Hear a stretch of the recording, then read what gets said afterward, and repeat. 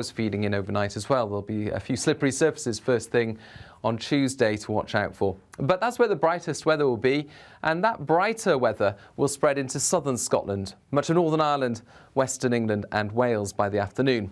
Central and eastern England still subject to outbreaks of rain or showers even into the afternoon, and staying cool here with the breeze from the North Sea. But then the rain clears widely and an overnight frost returns to many places by the start of Wednesday. Some freezing fog patches as well, but actually it's a bright day for many in the east, with wetter weather returning by the afternoon into the west. That wet weather turns to snow over northern hills overnight, but milder conditions return to all later. That warm feeling inside from Boxed Boilers, sponsors of weather on GB News.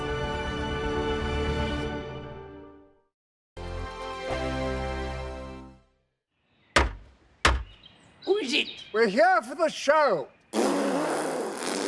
Welcome to the Dinosaur Hour with me, John Cleese. I was married to a therapist. And you survived? I thought we were getting Hugh Laurie, second best.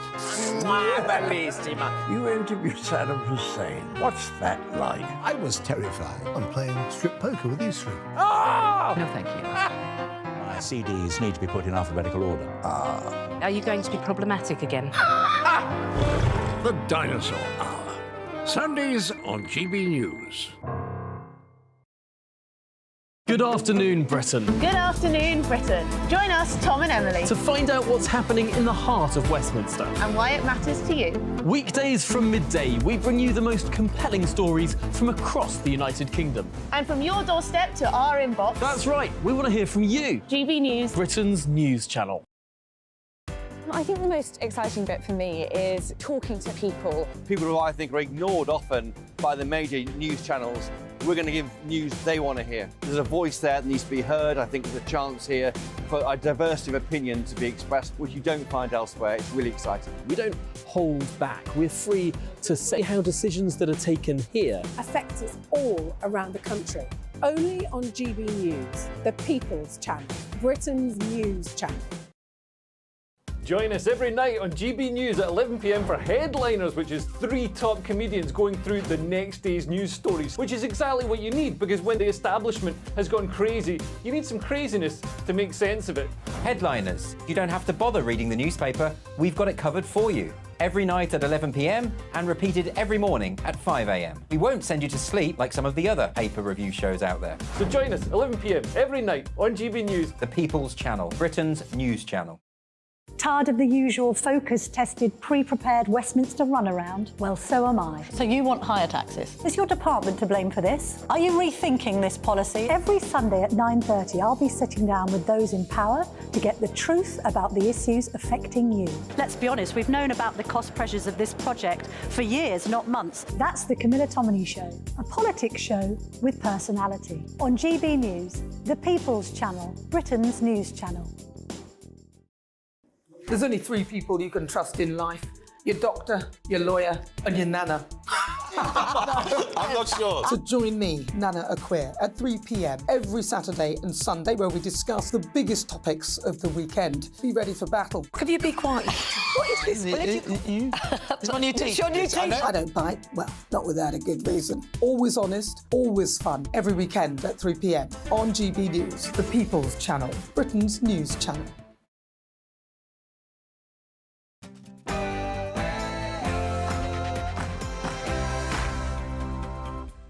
It's 9 p.m. and this is Patrick Christys Tonight, and today has been bonkers. Around 300,000 fewer people will be eligible to come to the UK than were coming last year. Today is the day that the government officially took the knee when it comes to net migration. They are now willing to accept between 372,000 and 445,000 people a year. It's official. That's a manifesto pledge blown to pieces. But meanwhile, Sir Keir Starmer, the man with more faces than Madonna, has praised Margaret Thatcher. What did she do? She faced down the unions. What did Labour MPs do? They praised their comrades at the ASLEF Union's Christmas party, who drank and feasted, while their strike action heaped misery on to millions. Plus, there was no global warming in sight, as private jets due to fly to the COP28 climate summit were snowed in, and the president of that elitist eco-talking shop said there's no point phasing out fossil fuels. We debate that next. Talking of climate change, people falling over will always be funny.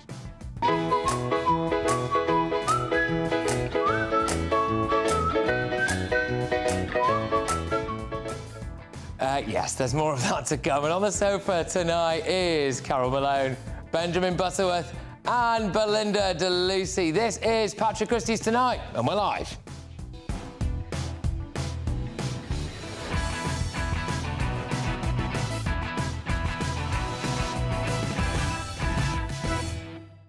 Well, look, today, the government did officially take the knee over net migration. They're happy with those net migration figures, 372 to 445,000 people a year. Manifesto pledge shattered, infrastructure shattered. GB Views at gbnews.com. Get in touch on that. At GB News on Twitter as well. I will see you the other side of the headlines.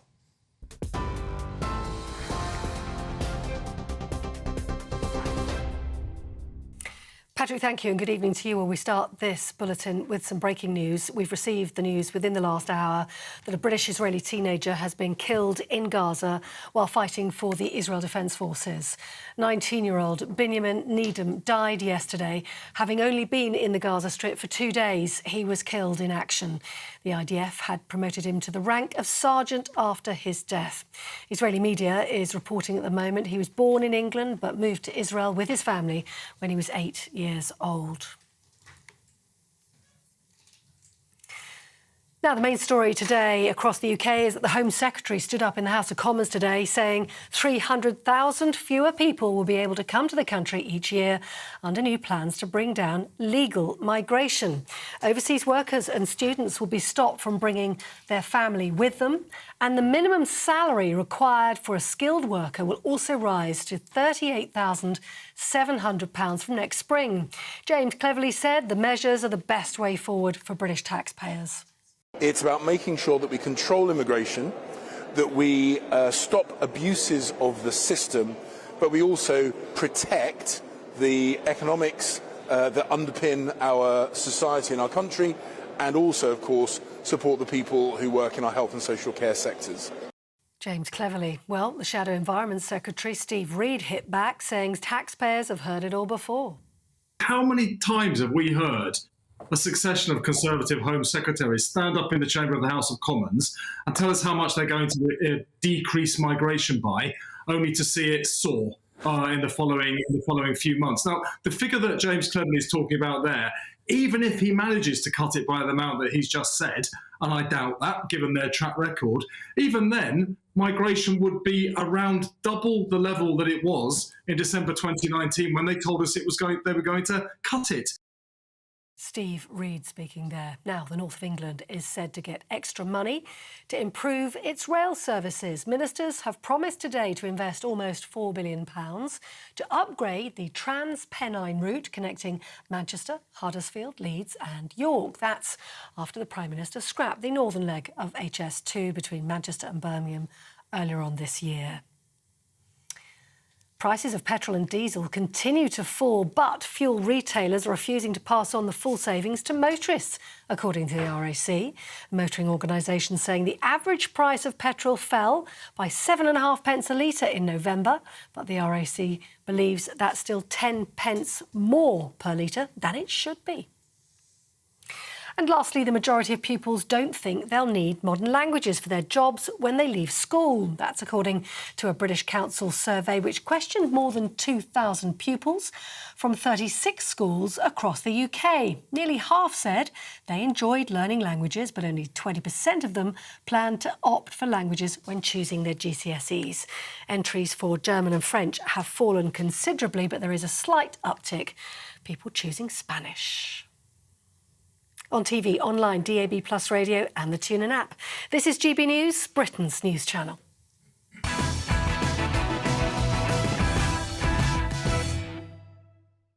Welcome along. Now, today, the government officially took the knee over net migration. They're happy with net migration figures of 372 to 445,000 people a year. That is a manifesto pledge shattered. That's our infrastructure shattered. That's more than the population of Coventry every single year, welcomed in with open arms, treated like it's a good thing. What James Cleverly, our Home Secretary, tried to do today, in my view, was polish excrement. But the British public can see through that, and I'll be going big on the big immigration betrayal shortly. But first, I think this is quite important. If you think it's bad now, wait and see what Keir Starmer's Labour government looks like. This guy has gone through more faces than Madonna. On the charts of the Labour leader's lengthy list of contradictions, coming into bat for Conservative hero Margaret Thatcher is right up there. Attempting to woo Tory voters in a piece for The Telegraph, Starmer writes that she brought meaningful change to British politics, adding that Margaret Thatcher sought to drag Britain out of its stupor by setting loose our natural entrepreneurialism. But how exactly did she do that, Sir Keir? By facing down the union barons that were holding this country to ransom, by squaring off against your paymasters. That's bravery. That takes guts. Keir isn't going to do that. Labour takes millions from the unions. In return, they elect 13 of the 39 members of Labour's National Executive Committee and 50% of the delegates to Labour Party conference. And it looks like some of Sir Keir's MPs haven't got the Thatcher memo. Here we go. Pictures have emerged of Labour MPs attending a glitzy Christmas bash with rail union bosses, the same posse imposing strike chaos on the rest of us throughout the week. And there was no ambiguity as to why they were there. Backbencher Kate Osborne posted on social media, get this, "Great to be with ASLEF union comrades in a wonderfully Christmas venue and solidarity to those taking strike action today." As she wrote that, her party leader was penning his praise for Thatcher. I mean, you just couldn't make this up. But Starmer's been doing well in Scotland recently. What does this Thatcher comment do for Scottish voters who, frankly, would have been happy to see Maggie's head on a spike after the poll tax fiasco? Well, First Minister Humza Yousaf quickly weighed in. He said what Thatcher did to mining and industrial communities was not entrepreneurialism, it was vandalism. Starmer praising Thatcher is an insult to those communities in Scotland and across the UK who still bear the scars of her disastrous policies. Look, Starmer can't praise Thatcher and keep Scotland happy. Continuing his Poundland Thatcher tribute act today, he promised that he would not turn on the public spending taps, instead going big for growth. If we are privileged enough to be elected next year, the quack diagnosis, the search for distractions and excuses, all of that ends. Because the defining purpose of the next Labour government, the mission that stands above all others, will be raising Britain's productivity growth. A goal that, for my Labour Party, will become an obsession. OK, so he's not going to turn the public spending taps on. So when the nurses and doctors are on strike, when the teachers walk out, when the ambulance drivers take the day off, and they're all demanding higher wages, and Starmer's own MPs are out there on the picket lines with solidarity, comrades, what happens to Sir Keir then? What happens to the Labour Party then? He'll have to either turn the spending taps on, tax will go up even more, or he'll face internal revolt. He would be ripped apart. Talking of internal revolts, Labour will be massively split on foreign policy. If Keir Starmer was Prime Minister now, a whole swathe of the Labour cabinet ministers and backbench MPs would have been sacked or lost the whip over his refusal to call for a ceasefire. Indeed, Starmer is so out of tune with his base that Anas Sarwar has been forced into singing from a different hymn sheet. Last month, the Scottish Labour leader slammed his boss for having hurt, quotes, hurt Muslim communities with some of his comments about Israel's action in Gaza. Oh, and because it can never be highlighted enough times, this is the guy that he tried to install into Downing Street. You're also political in the sense that you're quite rightly speaking out against what's happening in Gaza at the present time. Let's not kid ourselves and say that this started on October 7th. No, of course. A lot of people believe that this all started on October 7th because of the resistance or whatever. Jeremy Corbyn there, failing to condemn Hamas for the October 7th atrocities with a man wearing a gimp mask or balaclava who is part of an Irish hip-hop group called Kneecap. Keir Starmer said Corbyn was his friend. Now he says that he was never his friend. My point is this. we haven't really got a clue about who the real Keir Starmer is or what he believes. And the internal divisions that have ravaged the Labour Party still exist. And what does that look like when they're actually in government? That does not get spoken about enough. Indeed, would a Labour government mean utter chaos for the UK? To respond now is my panel, Daily Express columnist Carol Malone. We've got journalist and broadcaster Benjamin Butterworth and former Brexit Party MEP Belinda de Lucy. Carol, I'll start with you on this. Do you think that it is about time that we fronted up to the utter chaos that a Labour government would actually be? But I think a lot of people already understand that. I really do. I mean, the thing about Thatcher today was a naked pitch by him. It's a joke, really. He's praising a woman that kept his party out of power for 18 years. But it was a naked pitch to get disillusioned Tory voters to say, you know, trust Labour with your vote. He knows he's got a lot of Tory voters already, but this was a pitch to get the rest. That's what this was all about. But it will be utter chaos because he has, you know, you listen to him about on economic policy, you listen to Rachel Reeves, who hasn't had a decent original thought on economic policy since God was a lad. Everything she talks about is stability, stability. This country doesn't need stability. This country needs a complete radical change as far as the economy is concerned, but Labour keeps on talking about stability. They're not going to introduce that radical plan. They have no plan on immigration. Their plan for that is to just open all the borders. They want it. Their plan is closer ties with Brussels. They've said we're going to take 30% of Europe's migrants here, which is kind of, you know, about 25% more than we've got now. So basically, they have no plan on anything. Look at the Gaza situation now. Huge Muslim vote will get Labour into power. 40 of their seats depend on the Muslim vote. Muslims aren't going to be happy with Starmer's stand on this. They're going to be happy with what the backbenchers are saying, who are revolting. But they're not the ones who make the policy. All right, Benjamin, every single time there's a key issue. So when it comes to things like strike action, when it comes to things like foreign policy, you know, when it comes to, you know, obviously his issues there with Jeremy Corbyn, or whether it comes to, you know, the things he's been saying about Thatcher and tax and reforming our public services, the Labour Party is split on every single one of those things. And if they're in government now, we'd be seeing that, wouldn't we? I mean, there seems to be no end to your nonsense tonight. You said that they're split on Jeremy Corbyn. He kicked him out of the parliamentary party and there was no resignations. You said that they were split on foreign policy. He defiantly backed Israel and had no quit on that. You said he was split on strikes and he opposed the strikes. There is no split and you can't deal with it. People line up on this show, Tory MPs, to attack the Tory government. If that's not chaos, I don't know what is. His party is split on it. We've got Labour MPs attending a rail union barons Christmas dinner there, you know, having some drinks and probably a little bit of turkey while there's misery for millions. You've got his own MPs coming out in revolt on the Gaza ceasefire stuff. He would have lost half his shadow cabinet on that if he'd have been in government.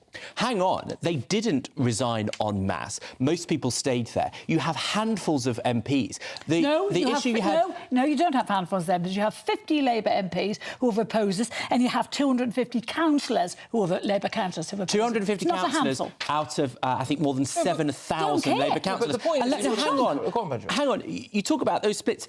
The splits in the Tory party and the chaos that we have had, the laughable lack of self-awareness from a group of people who endorsed Liz Truss, a woman who gave us the worst economic crash since the 1970s. This is a party that isn't even in power. The Tories gave us 3 prime ministers in 3 months and 4 chancellors in a year. This party is split and they're not even in power. Let's pause that there, you two. Belinda, your views on that? There's no question, Keir Starmer. He's a shapeshifter. He's a political chameleon that just changes face to whatever group he's talking to try and get their votes. Of course he'll go back on it. The day he went against his pledge to respect the Brexit referendum should have been a signal, a message to everyone that this man has no principles and will change his mind just to please whatever group he's trying to appeal to. The other thing I would say, look at what Labour MPs do. Don't forget, you know, this sort of tough talk suddenly trying to reduce immigration to 200,000. That was his latest one. Nearly 70 Labour MPs signed that letter to stop violent criminals being deported on the plane. This is the nature of their party. Keir may be a different captain, but the crew on the ship is so estranged from Keir right now. Who's going to be pulling the strings once he's in power? It will be his party. And just watch Corbyn's lot come back. The momentum, they're already rearing their head out of the ashes. They did it a couple of weeks ago. They're there waiting to come. The likes of O'Donnell, they're there waiting. And that's going to split the party even more. Wales is the blueprint. I mean, it's preposterous. It's not preposterous. Stop, Benjamin. Jeremy Corbyn and Diane Abbott are no longer Labour MPs. The number of people that have been selected that supported Jeremy Corbyn... So why is Corbyn on the telly right now talking to these people? Still, I don't care what Jeremy Corbyn says. Well, Jeremy Corbyn isn't in the Labour Party. Okay. Jeremy Corbyn is an idiot who's not in the Labour Party. And let me just say, how many candidates who supported Jeremy Corbyn have been selected to be Labour candidates in winnable seats? One. That is how much Keir Starmer has changed the Labour Party. No, he has not, because the Labour Party is still anti-Semitic, and we've seen that of late. We've seen them out there backing... That is not fair at all. It is most Jewish people would tell you that they think he's done a good job changing the Labour Party.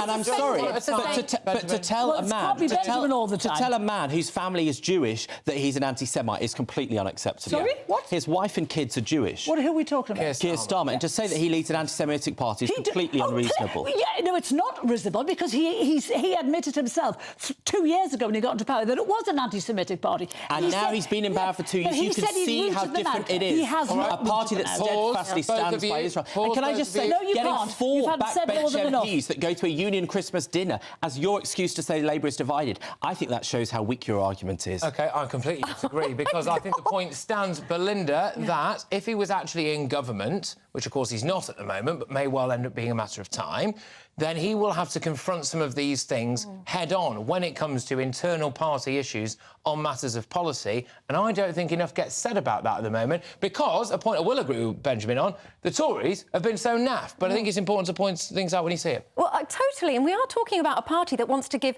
children the vote when they're in power, that wants to imprison people for misgendering. Most of their policies seem to be written on the back of beer mats at a student union. And now this silly attempt to try and appeal to Tory voters with his Thatcher comment. It's absolutely nonsense. Thatcher once said, if you set out to be liked, you will compromise at any time, anywhere, and you will achieve nothing. And that's exactly what's going to happen. Can I also just say as well, when he was talking about comparing himself to Thatcher today, he's not the first Labour leader to have done that. Blair's done it, Brown's done it, Ed Miliband's done it, and they all do it for one reason and one reason only, to get the Tory voters who they think they admired her. And that is just nakedly cynical. They don't admire her, not one jot. He's got no purpose. What does he stand for? He's an empty suit. Mr. Flip-Flop, he's called. And do you know, the other thing that he compared himself to, he tried to say he had the same qualities of strength and leadership as her. He's a joke. That's why they call him Mr. Flip-Flop. The difficulty is, Benjamin, and I'll pose the final question here on this. The difficulty is, I think, for many voters, myself included, is not many voters, actually. Half the country intends to vote Labour as the polls stand. The difficulty is, for many voters, is that Keir Starmer is a bloke who would have been perfectly happy to have Jeremy Corbyn in power twice. Now, I know that he's changed the party, but he would have been happy with that. He also is a man who has flip-flopped quite a lot over Brexit, whether or not he can be trusted on things like that. He's courting the left of his party one moment. He's courting, well, Tories, basically, the other moment. It is difficult to know where this guy stands on stuff, isn't it? No, I think he's a listener. And what you've seen is the fact that very few people in the Labour Party would have had the confidence to completely remove their predecessor, which was Jeremy Corbyn. Not when you and he did it without flinching. And you know what? When he stood up against Israel, you said he just wants to be liked. Well, it was very uncomfortable for lots of people in the Labour Party that he defiantly stood by Israel. Why was it uncomfortable? And he didn't even flinch.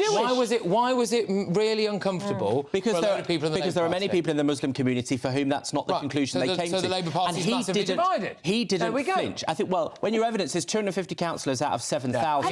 The evidence is you're struggling to make that a majority. Can we also say he didn't oppose Corbyn because Corbyn was a bad man? He did it because he wanted his job. Exactly. Simple as that. All right, well, I tell you what, we're off to a feisty start, and I have loved every second of it so far. Still to come, James Cleverly's not going to calm down after this. James Cleverly's revealed a big 5-point plan to bring net legal migration down below 500,000.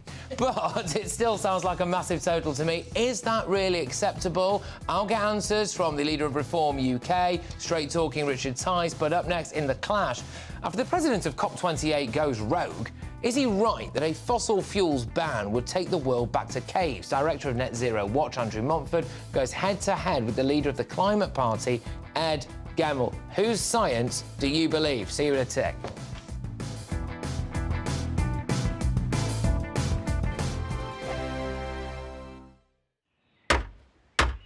Who is it? We're here for the show. Welcome to the Dinosaur Hour with me, John Cleese. I was married to a therapist. And you survived? I thought we were getting Hugh Laurie. Second best. You interviewed Saddam Hussein. What's that like? I was terrified. I'm playing strip poker with you three. Oh! No, thank you. My CDs need to be put in alphabetical order. Are you going to be problematic again? The Dinosaur Hour. Sundays on GB News. Good afternoon, Britain. Good afternoon, Britain. Join us, Tom and Emily, To find out what's happening in the heart of Westminster. and why it matters to you. Weekdays from midday, we bring you the most compelling stories from across the United Kingdom. And from your doorstep to our inbox. That's right, we want to hear from you. GB News, Britain's news channel. I think the most exciting bit for me is talking to people. People who I think are ignored often by the major news channels. We're going to give news they want to hear. There's a voice there that needs to be heard. I think there's a chance here for a diversity of opinion to be expressed, which you don't find elsewhere. It's really exciting. We don't hold back. We're free to say how decisions that are taken here affect us all around the country. Only on GB News, the People's Channel, Britain's news channel. I'm Michelle Dewberry, and I'm not here to tell you what to think. I'd much rather hear what you have to say. So send in your opinions to gbviews@gbnews.com. Keep them clean, and you never know, I might read them out. With my panel here on Jubes & Co, we debate, we get stuck into the issues of the day on a show where all views are welcome, especially yours. GB News, the People's Channel, Britain's news channel. In the GB Newsroom, we bring you the news as it happens. With our team of dedicated journalists across the UK, we're ready to give you accurate reporting every day. When the news breaks, we'll be there with bulletins on GB News, the People's Channel, Britain's news channel. Your weekend starts here with Friday Night Live with me, Mark Dolan, 8 till 9 on GB News. Big stories, big guests and big laughs as we get you ready for a cracking weekend. That's Friday Night Live with Mark Dolan, Fridays 8 till 9 on GB News. Bring your own drinks, the admission's free. GB News, unlike other broadcasters, isn't obsessed with the London-Westminster bubble. We think there's a nation beyond the M25, and that's why we talk about the issues that matter across the land. Join me on State of the Nation, 8 to 9 o'clock, Monday to Thursday, on GB News. Daisy's listening, and you should too. Tired of the usual focus-tested, pre-prepared Westminster runaround? Well, so am I. So you want higher taxes? Is your department to blame for this? Are you rethinking this policy? Every Sunday at 9:30, I'll be sitting down with those in power to get the truth about the issues affecting you. Let's be honest, we've known about the cost pressures of this project for years, not months. That's the Camilla Tominey Show, a politics show with personality. On GB News, the People's Channel, Britain's news channel.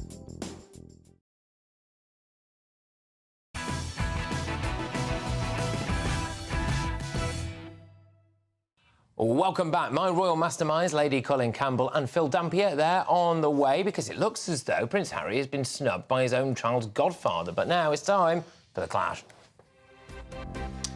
So, as world leaders gather at COP28 for global warming talks, it's been a wintry weekend across the UK and Europe.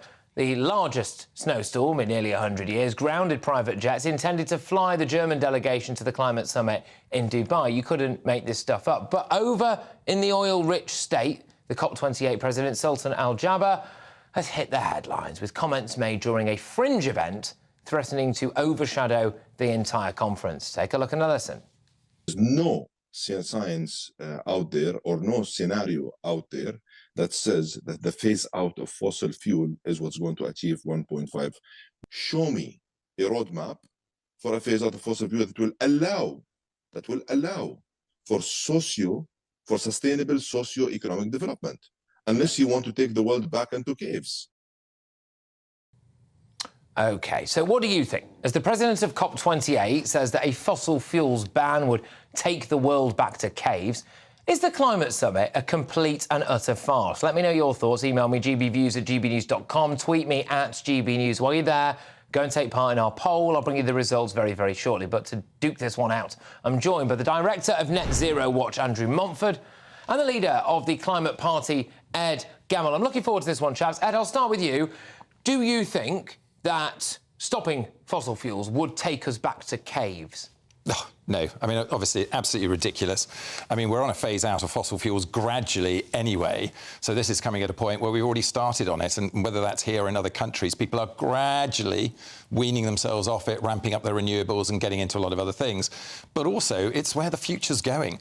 We can see that all the countries are actually going there at the moment. They've all got plans on how to get there. Some of them not doing it very well. But it's definitely not taking us back to the caves. OK. Andrew, can I ask you, one of the other things that Sultan Al-Jaber said there was that, stopping fossil fuels, it's not going to have any impact when it comes to lowering global temperatures. You're obviously director of Net Zero Watch. I mean, presumably you agree with him. Do you have facts to back this up? I think I think he probably went a bit too far. I think if carbon dioxide emissions continue, then other things being equal, we would expect a small amount of warming. I think the idea that we are going to go back to caves was also probably hyperbole, but there is a thread of truth going through there. I mean, what Ed says is right. Everyone seems to be putting in more renewables, but the fact remains that we have no technology that will allow us to have power when the wind isn't blowing and the sun isn't shining. People talk about batteries. That's a joke. They're far too expensive by at least an order of magnitude.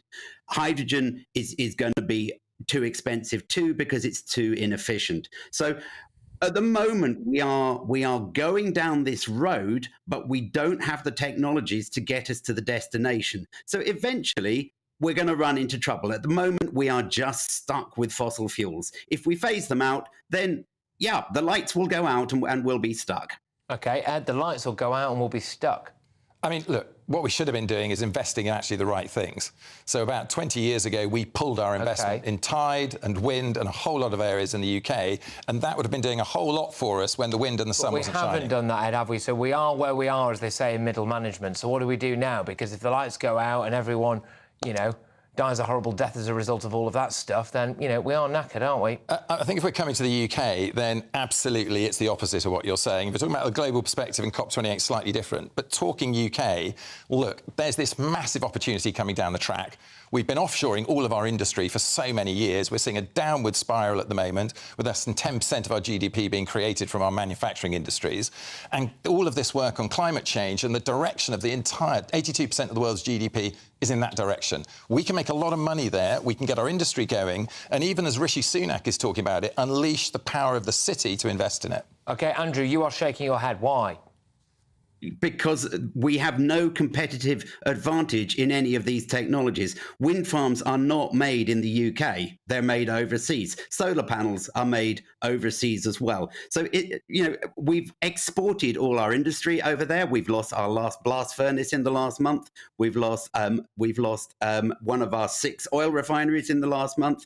We've lost our last fertilizer factories in the last couple of years, our last aluminium smelter. We've shipped all that industry off to China, and then the goods are coming back here with added carbon emissions, and yeah, it's been a disaster. Okay, and the fact remains, we still have no way to deal with what happens when the wind doesn't. All right, Ed, you'd leave us at the mercy of China, Ed. But absolutely right. Andrew said it. We've offshored everything to China, and they're controlling it. They're making all the money. 88% of the batteries, 60 to 70% of all the wind and all the solar. They're controlling the rare earth elements that go into the solar panels and into the batteries completely in some cases. Yeah. We're ceding it away. And the only way we get control is pull it back, roll up our sleeves, get on with the work and make this a national mission in the UK. OK, fine. But then, Andrew, people look at things like snowstorms across Europe. The people of Ambleside have been snowed into their own homes. The people in parts of Germany, I mean, the irony of private jets on their way to COP28 being grounded as a result of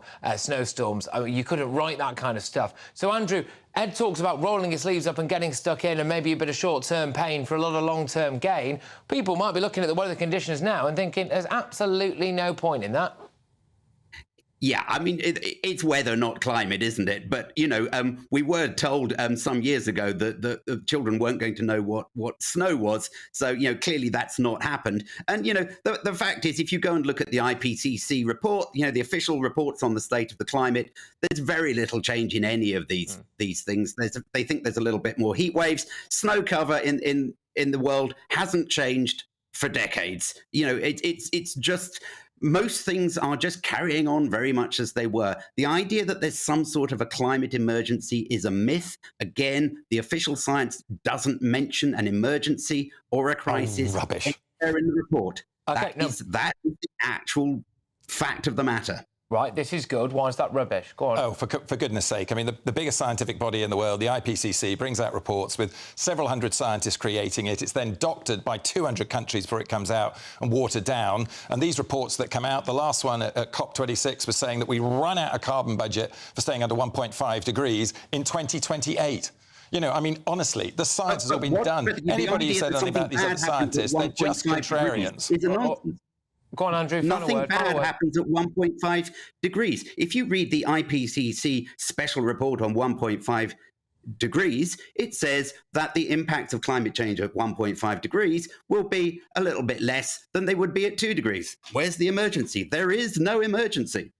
Okay, all right. Well, we are. Well, look, we're going to have to leave it extra out of time, I'm afraid, chaps. But I can understand that you both have very, very differing views on all of that. That was the director of Net Zero Watch, Andrew Montfort, and the leader of the Climate Party, Ed Gemmell, who, had they both in the studio, I think would have continued that conversation in the car park. So, speaking yesterday, the Secretary-General of the United Nations, Antonio Guterres, said this: the science is clear. We need to phase out fossil fuels within a timeframe compatible with limiting global warming to 1.5 Celsius. To do that, greenhouse gas emissions must fall 45% by 2030. Delayed action means, quite simply, more deadly extreme weather events, more deaths, more destruction, and less ability to recover. Right, let's go to the inbox, shall we? Who do you agree with? As the president of COP28 says that if we got rid of fossil fuels, we'd be back in caves. Sean says, it is a summit full of hypocrisy. Political leaders in private jets going to Dubai, preaching to us to look after the planet. It is all kidology. What I will say to that, Sean, is I completely agree with you,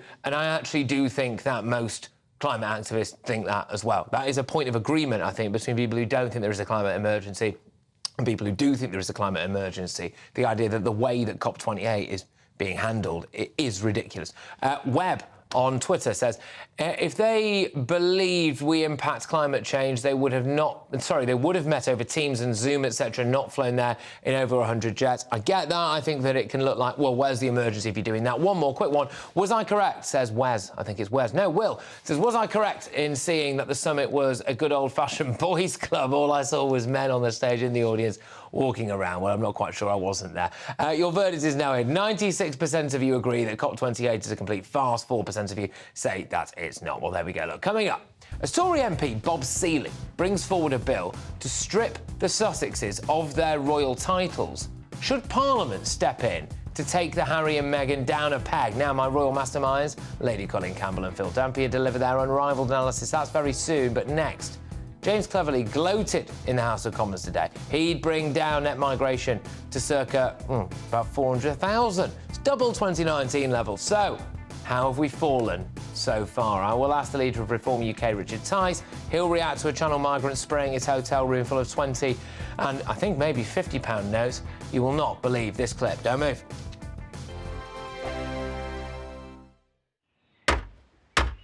Who is it? We're here for the show. Welcome to the Dinosaur Hour with me, John Cleese. I was married to a therapist. And you survived? I thought we were getting Hugh Laurie. Second best. You interviewed Saddam Hussein. What's that like? I was terrified. I'm playing strip poker with you three. Oh! No, thank you. My CDs need to be put in alphabetical order. Are you going to be problematic again? The Dinosaur Hour. Sundays on GB News.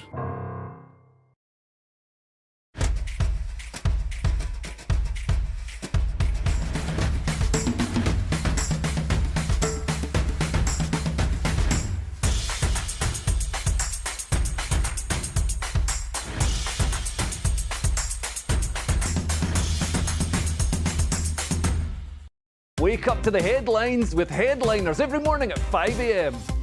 We treat you to the day's biggest stories before anyone else, 7 days a week. You can catch up on everything you need to know before you've even had your kippers. Headliners every morning at 5 a.m, only on GB News, the People's Channel, Britain's news channel. GB News, unlike other broadcasters, isn't obsessed with the London-Westminster bubble. We think there's a nation beyond the M25, and that's why we talk about the issues that matter across the land. Join me on State of the Nation, 8 to 9 o'clock, Monday to Thursday, on GB News. Daisy's listening, and you should too. I think the most exciting bit for me is talking to people. People who I think are ignored often by the major news channels. We're going to give news they want to hear. There's a voice there that needs to be heard. I think there's a chance here for a diversity of opinion to be expressed, which you don't find elsewhere. It's really exciting. We don't hold back. We're free to say how decisions that are taken here affect us all around the country. Only on GB News, the People's Channel, Britain's news channel. There's only 3 people you can trust in life. Your doctor, your lawyer, and your nana.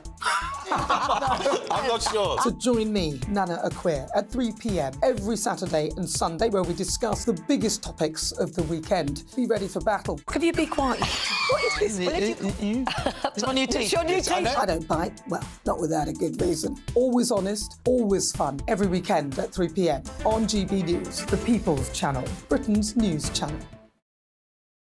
Your weekend starts here with Friday Night Live with me, Mark Dolan, 8 till 9 on GB News.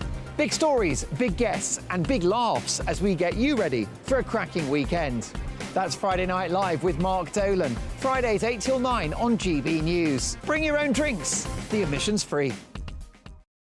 Tired of the usual focus-tested, pre-prepared Westminster runaround? Well, so am I. So you want higher taxes? Is your department to blame for this? Are you rethinking this policy? Every Sunday at 9:30, I'll be sitting down with those in power to get the truth about the issues affecting you. Let's be honest, we've known about the cost pressures of this project for years, not months. That's the Camilla Tominey Show, a politics show with personality. On GB News, the People's Channel, Britain's news channel.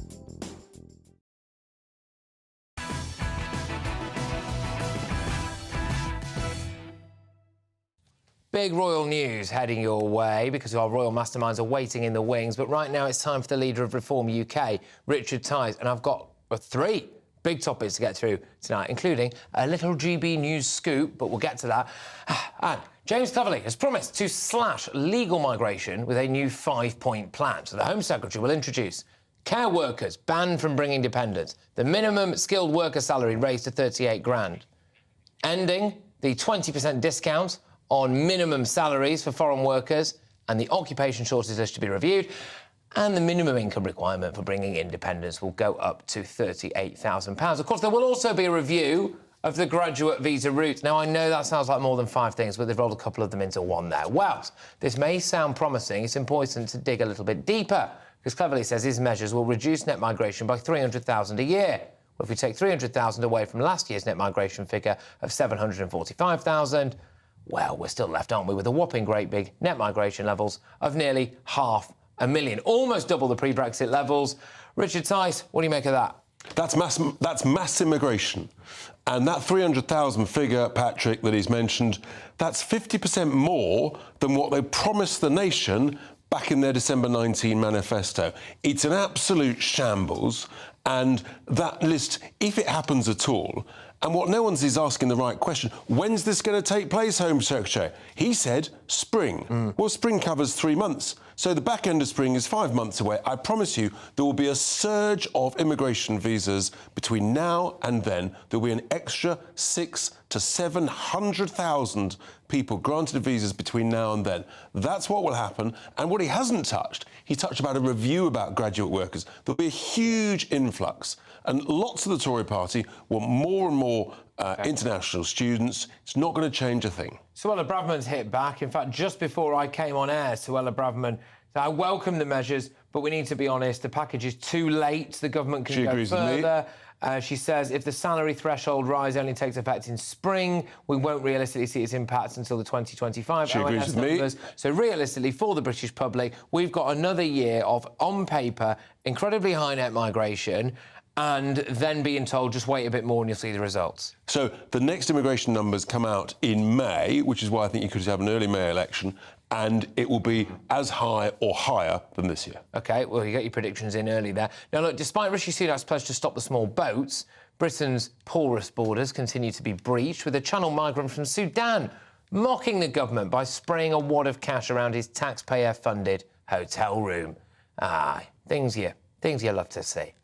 Richard, with the cost of migrant hotels recently rising to £8 million a day, I mean, is this just an absolute mockery? People lost their jobs at these migrant hotels, and now there's someone in there living off the taxpayers' dime, spraying 50s all over the place. He's one of hundreds in that Midlands hotel that I've visited. I've spoken to someone who actually works in that hotel. Look, the reality is that there is a vast amount of illegal working for cash, primarily through the fast food delivery companies, through renting what they call substitute accounts. I talked about it earlier. This is a massive, massive scandal.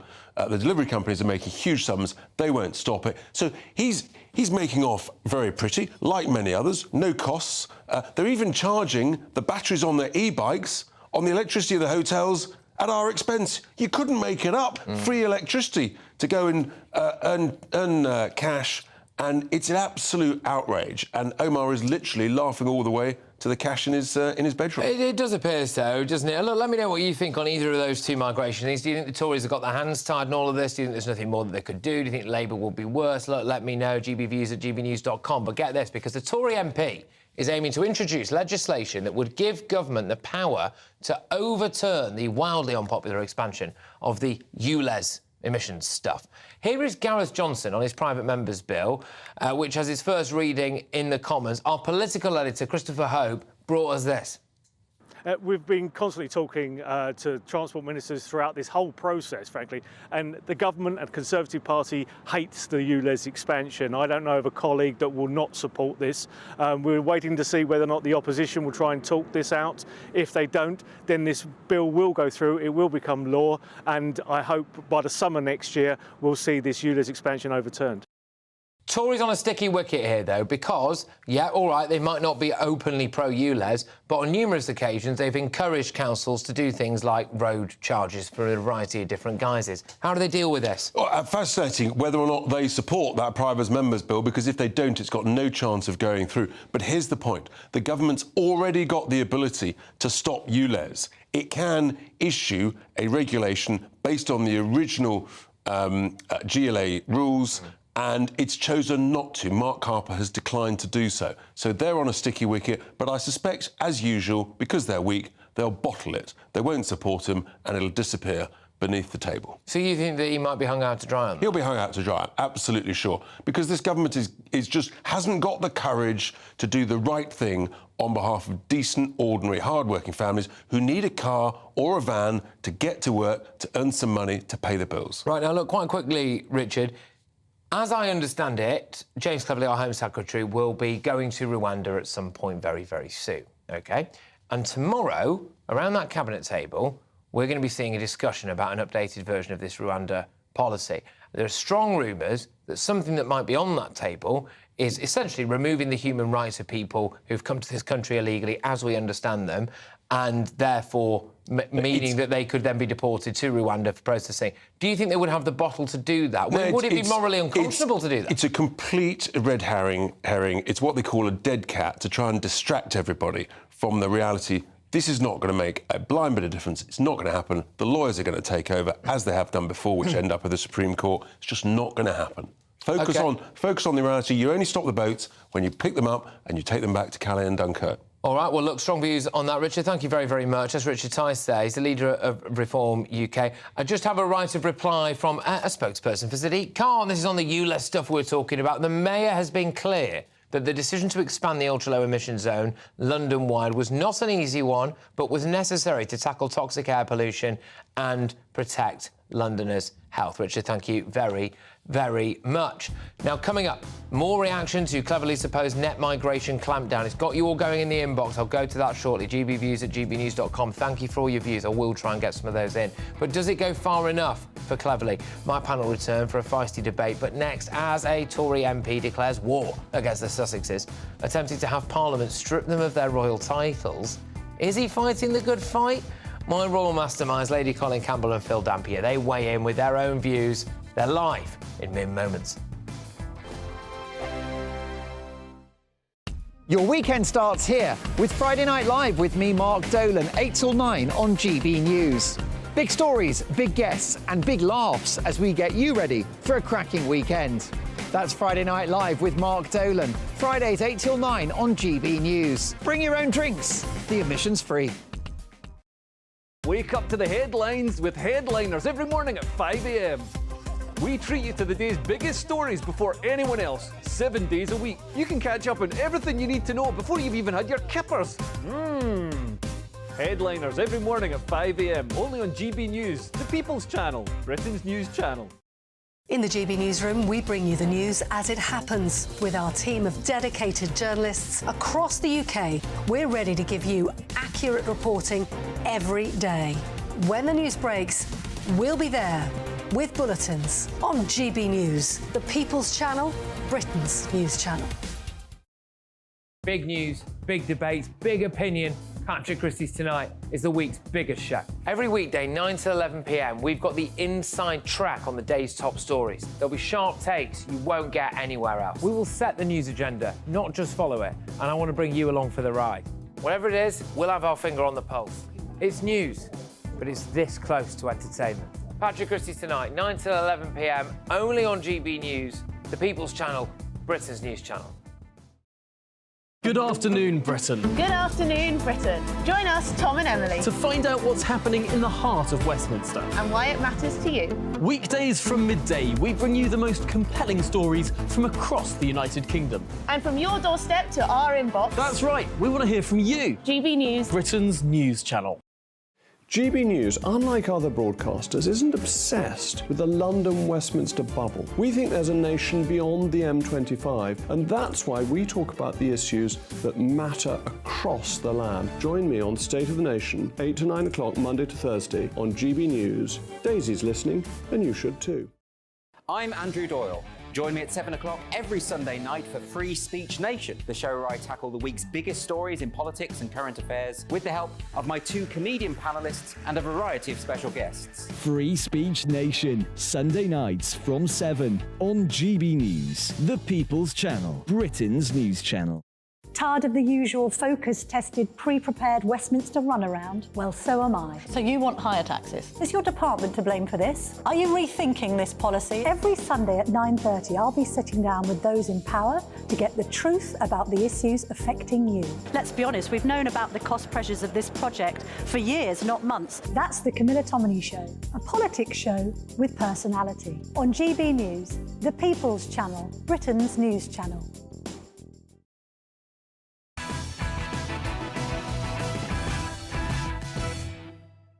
You might have seen headlines in recent days about Rishi Sunak leaving the door open to Nigel Farage rejoining the Conservative Party. Well, I've gone and got one better. A serving Tory MP will join me shortly on the return of Nigel Farage potentially to the Conservatives and even potentially sticking him in the House of Lords. A serving Tory MP on record saying that. What does that mean for that party? But as the controversy over the naming of the so-called royal racists in the Dutch translation of Omid Scobie's book Endgame rumbles on, Harry and Meghan's silence has been deafening. But, this is the Today line. Everyone's been banging on about that for the last week or so, and I'm sick of it. But Tory MP Bob Seeley has taken matters into his own hands by seeking a law change to strip Harry and Meghan of their royal titles. An enraged Seeley said they should not keep the titles and privileges if they trash an institution that plays an important part in our nation's life. Sources close to the Sussexes have stressed that Harry and Meghan are not behind claims made in Scobie's book, but I suspect that few people believe such denials. Essentially, this is invoking quite an old law that could biff them of their titles. I'm joined now by my royal masterminds, Lady Colin Campbell and Phil Dampier. Thank you very much. Lady C, this is an interesting development in this story. Should MPs now step in and take the Duke and Duchess down a peg, quite literally? Well, I think someone has to. I was actually approached nearly 2 years ago by one of the former private secretaries and asked to start a petition to get Parliament to strip them of their titles. And I said I wasn't going to do it because I thought it was a dangerous precedent to set. And there is a dangerous precedent involved with this. But the fact of the matter is, the amendment is tabled under what is really a traitor's amendment, and there is a feeling that Harry and Meghan have betrayed the interests of the monarchy and the country and the Commonwealth. And I think, you know, if the family doesn't do something, there's no good reason why Parliament doesn't do something. And so I actually basically am in favour of it. I think this, amid scabies nonsense, has been the final straw, because there's absolutely no doubt in my mind, and I don't think there's any doubt in anybody with a brain, that Meghan is behind it. I also understand, in fact, that she wrong-footed Harry, that Harry didn't realise that any of this was coming, and that there's all hell to be paid at the moment in Montecito. But that's another matter altogether. Well, I will be returning to that, Lady C, as you can imagine. No doubt Meghan Markle, well, in fact, there is no doubt, because she does deny having anything to do with this, as did Harry. But I'll bring you in now, Phil. Do you think that MPs should step in and try to strip them of their titles, or is this just a bit pathetic? Yeah, good evening, Patrick. Traitors, send them to the Tower. That's what we should do. Listen, I think a lot of people will sympathise with Bob Seeley. A lot of people think they should be stripped of their titles, they should be removed from the website and all sorts of other things. Unfortunately, I don't think he's got enough parliamentary time to get this through. And I don't know if he's consulted with the palace or not, but I assume that even if he did get this through Parliament in some sort of private member's bill using this obscure law, it would have to be signed off by the King. And I don't think the King would want to do this. Well, it wouldn't go against precedent, Phil. You can't. The King can't just pick and choose on what he gives royal assent to, surely. Well, ultimately, I think he probably can, actually. I mean, everything has to be signed off by the King of England. I don't think this is going to get through. I think it's grandstanding by Bob Seeley, although a lot of people will agree with him. OK, right, now, look, there's a couple of other royal things I want to get stuck into. So we're going to the activist and granddaughter of Nelson Mandela, who's waded into the row with, with this message. I believe Harry and Meghan had to find their own voice, in a similar way that Granddad had to find his own voice when he had to run away from an arranged marriage. So they should be given, like any other person, room to voice out whatever their misgivings are. Lady C, is Indileka Mandela right? Do the couple need space to find their voice, just like Nelson Mandela? Well, I'm afraid that President Mandela's granddaughter has totally missed the point. He was advocating for a cause with justice and against apartheid. Harry and Meghan are advocating for a cause of greed, injustice against the royal family, against the British nation.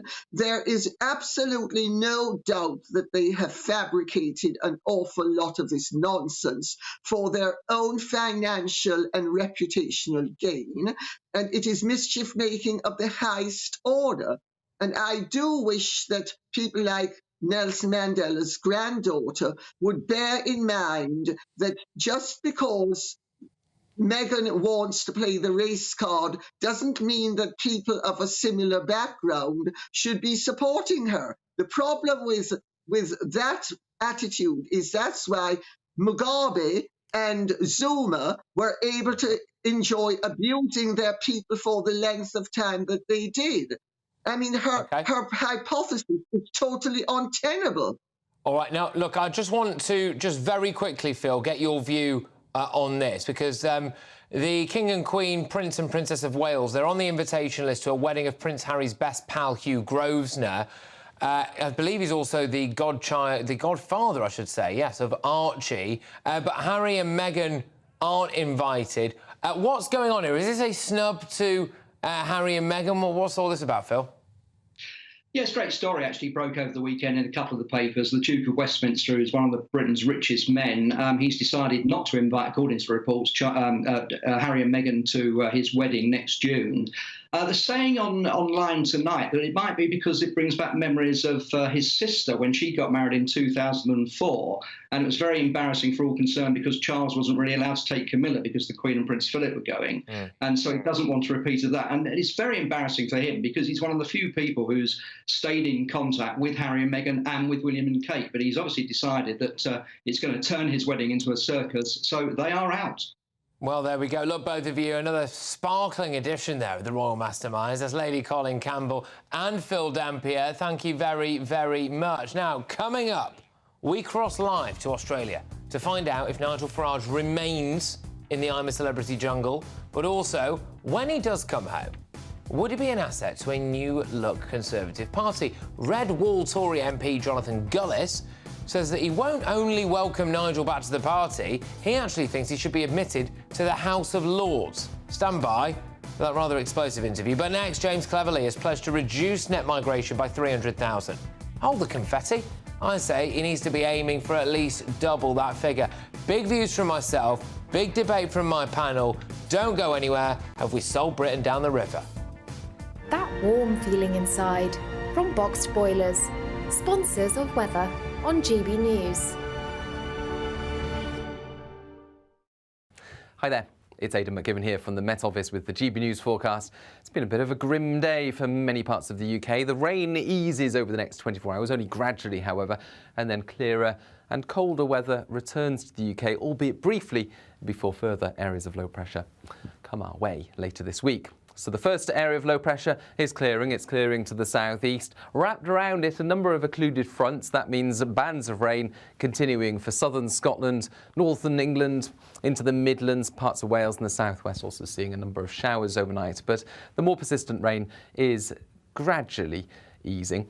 Northern Scotland, meanwhile, sees quite low temperatures overnight. Temperatures down to -5 Celsius in places, and with some showers feeding in overnight as well. There'll be a few slippery surfaces first thing on Tuesday to watch out for. But that's where the brightest weather will be, and that brighter weather will spread into southern Scotland, much of Northern Ireland, western England and Wales by the afternoon. Central and eastern England still subject to outbreaks of rain or showers even into the afternoon, and staying cool here with the breeze from the North Sea. But then the rain clears widely and an overnight frost returns to many places by the start of Wednesday. Some freezing fog patches as well, but actually it's a bright day for many in the east, with wetter weather returning by the afternoon into the west. That wet weather turns to snow over northern hills overnight, but milder conditions return to all later. Looks like things are heating up. Boxed Boilers, sponsors of weather on GB News.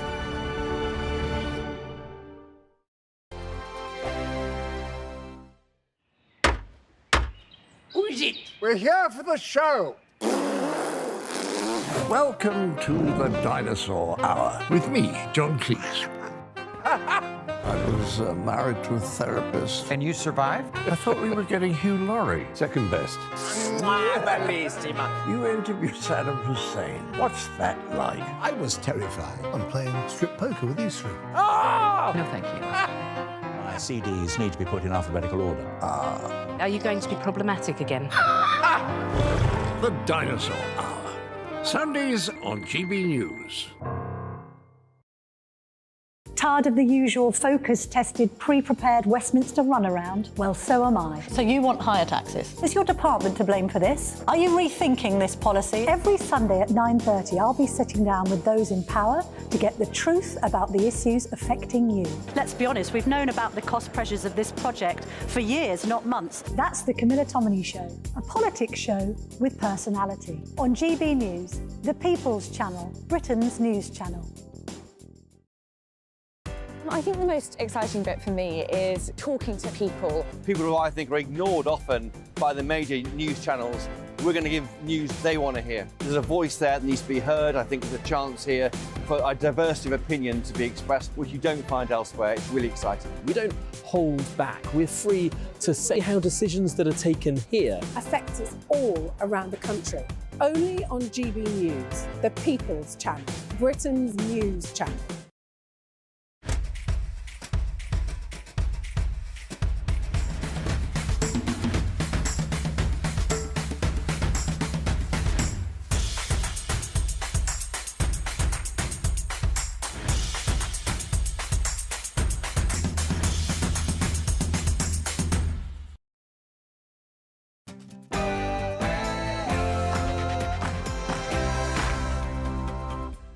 It's 10 p.m. and this is Patrick Christys Tonight.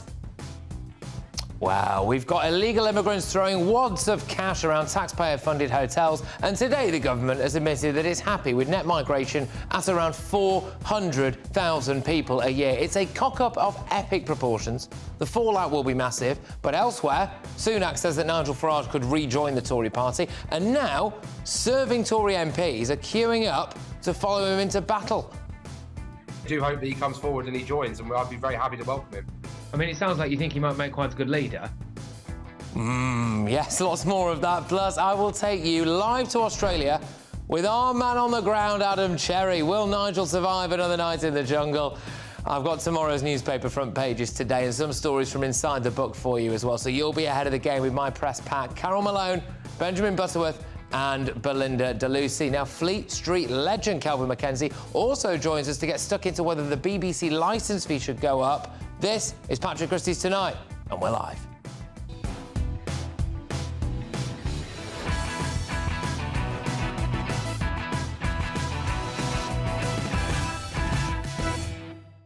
Get the emails coming in. gbviews@gbnews.com. Has mass migration made Britain better or worse?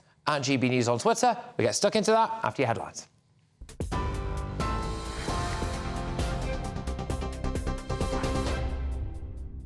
Patrick, thank you, and good evening to you. Well, let's bring you some breaking news that's come to us in the last half hour or so. MPs have voted in the House of Commons tonight, 246 to 242, narrowly in favour of establishing a new body to help compensate infected blood victims from the 70s and 80s. A cheer rang out as the government was narrowly defeated by just 4 votes to help thousands of people who contracted HIV and hepatitis, having been given contaminated blood products in the 70s and 80s. The Department of Health saying it was sympathetic to the strength of feeling, but weighed up it wouldn't be right to preempt the findings of the ongoing inquiry into the infected blood scandal. But nevertheless, that has been voted in, a new body to handle those compensation claims for people affected by the infected blood scandal.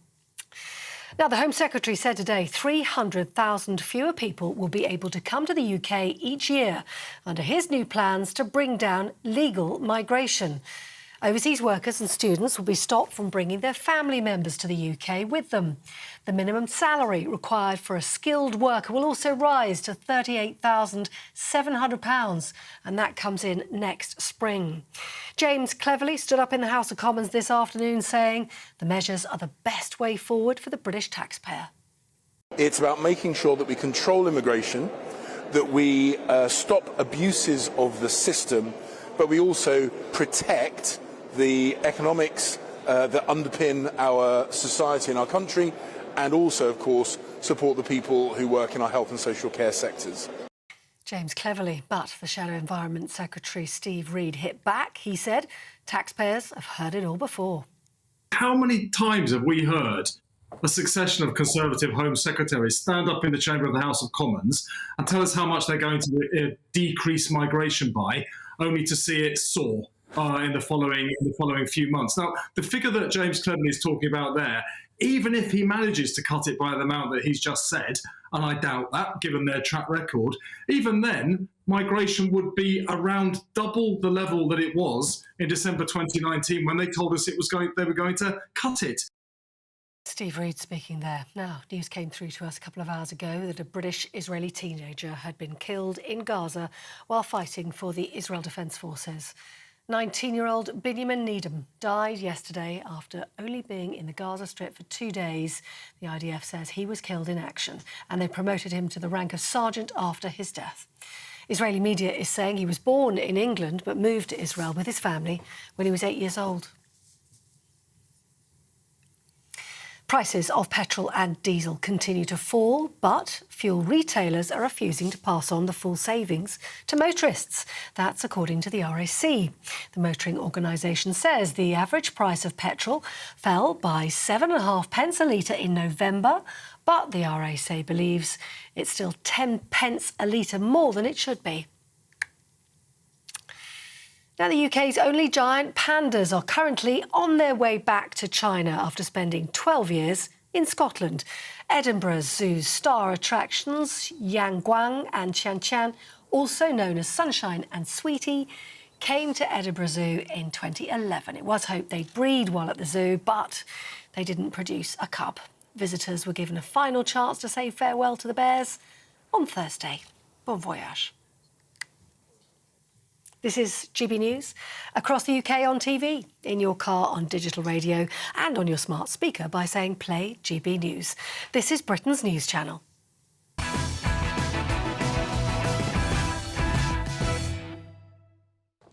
Well, the government is happy with net migration of between 372,000 and 445,000 a year. That's the story, OK? That's the line that people seem to have missed today with James Cleverly's speech. That's a broken manifesto pledge. That's another broken promise. That is a broken country. The Home Secretary unveiled a 5-point plan to cut net migration. Some elements of this were put forward by Suella Braverman more than a year ago. Some were put forward by our Immigration Minister, Robert Jenrick, a year ago. So here we go. Here's the grand plan to rearrange the decking on the Titanic. Care workers banned from bringing dependents. The minimum skilled worker salary raised to £38,000. Ending the 20% discount on minimum salaries for foreign workers, and the occupation shortage list to be reviewed.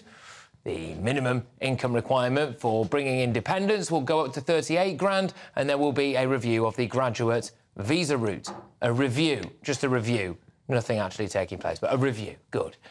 He says this will reduce net migration by 300,000, but crucially, reducing 672,000 by 300,000 is still 372,000 net every single year. If we take the previous figures of 745,000, then that's 445,000. In the 2019 manifesto, the Tories promised to reduce net migration. At the time, net migration stood at 226,000, giving an effective target to hit during this Parliament. Now, clearly, the government has said it is willing to accept somewhere in the region of 400,000, possibly not even that shy of 500,000. That is more than the city of Coventry every single year. That is not a victory. That is not being tough on immigration. The fact is that we have politicians who have the balls to lie to the public, to break promises to the public, and to make the public poorer per capita as a result of the giant net migration Ponzi scheme that we're all involved in. But they do not have the balls to build more houses on the green belt to accommodate people. They don't have the balls to do big infrastructure projects. They don't have the balls to confront the cultural changes that we are all seeing. Net migration in 1992 was 49,000. 30 years later, it's 750,000. Polling data shows that 53% of Brits want an immediate 5-year freeze on immigration so we can better absorb the numbers we've got. 42% of all Brits think immigration is making Britain worse. You look at videos a bit like this on social media, don't you? There's summertime scene in 1950s Britain. You see a lot of these kind of videos online, don't you? There we go. Just drink that in, people. Pump that into my veins, eh? Now, even left-wing activists and commentators are pointing out Britain's general decline. Like Paul Embry, a regular on this channel, very much of the left, a unionist, an activist. There was quite a bit about the 50s that was pretty dismal, but it's hard to watch old films like this, the order, calmness and general civility, and not conclude that we have fallen quite a bit. I look at James Cleverly's announcement today, and I'll tell you what's happened. Our politicians have lined themselves up at Britain's border and they've taken the knee. But to respond now, I'm joined again by Daily Express columnist Carol Malone, journalist and broadcaster Benjamin Butterworth, former Brexit Party MEP Belinda de Lucy. Belinda, I'll start with you. Do you think we have taken the knee when it comes to mass migration? Completely. I think both the Labour and the Conservative Party have hooked our businesses onto cheap labour, so they're now so addicted to it. It's reset our country on a path of utter and total dependence. And it's a failure of the Conservative government that we have to have high immigration for our national health and our care homes, because they've failed to invest and train their own domestic workforce. They've thrown Brits on a scrap heap and further immobilised them by having this endless supply of cheap labour.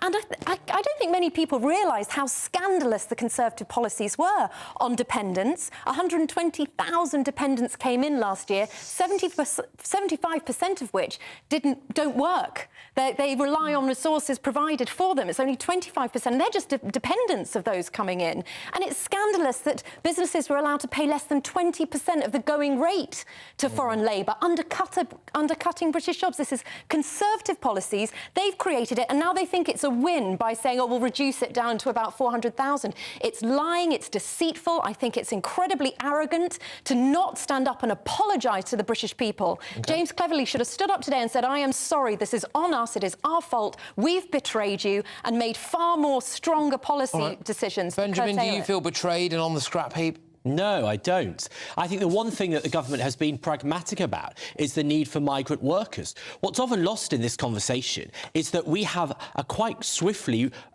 reducing size of our workforce in this country. A much bigger proportion of the population is a pensioner, and we have a very low birth rate, which means it's only going to fall faster and faster. If we don't have enough workers, we don't have a big enough economy to fund things like the NHS and to fund pensions. We have plenty workers, Benjamin. We do not. We have a million job we vacancies, 1.2 million job vacancies in this country that a lot of Brits don't want to take. We have 2.5 million people on sickness and disability benefits, a large number of whom should not be on those benefits. And I tell you what, you'd have far more people on sickness benefits and too ill to work if we didn't have all the migrants who work in our health service. A lot of them aren't too ill to work. And they announced we today. can't keep raping other countries of their workforces and bringing them into this country. It's morally wrong. We can't take them away from poorer countries. That's an interesting and bring point. them here. No, that's cheap labour. No, let me ask you this question. You make it sound like I never make one, Patrick. No, of course not.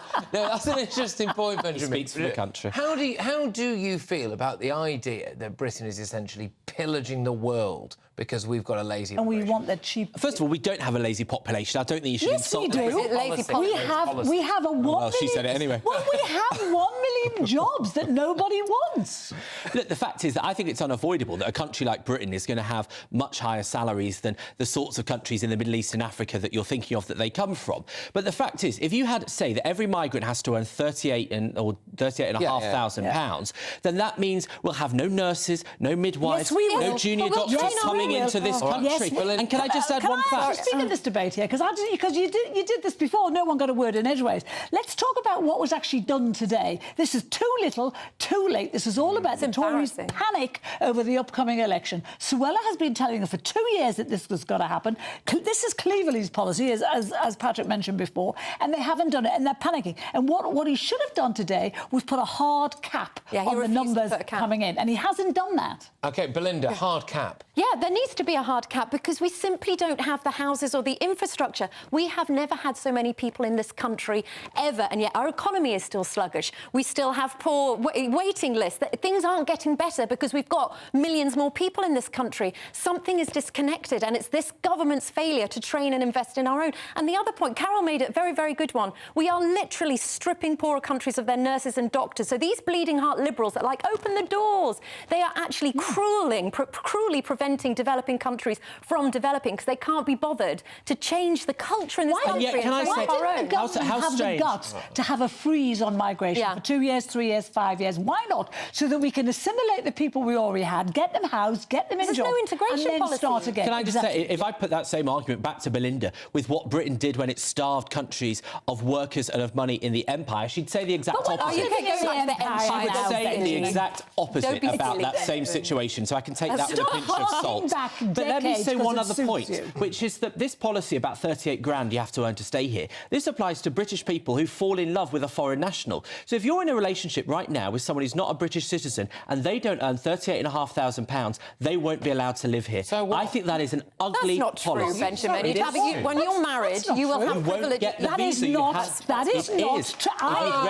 Benjamin, I am married to a foreigner, and that's just not what happens. And if he didn't earn 38k, he wouldn't be entitled to British citizenship. He didn't earn 26k when I was So there you are. Your own policy you support would have stopped your own husband.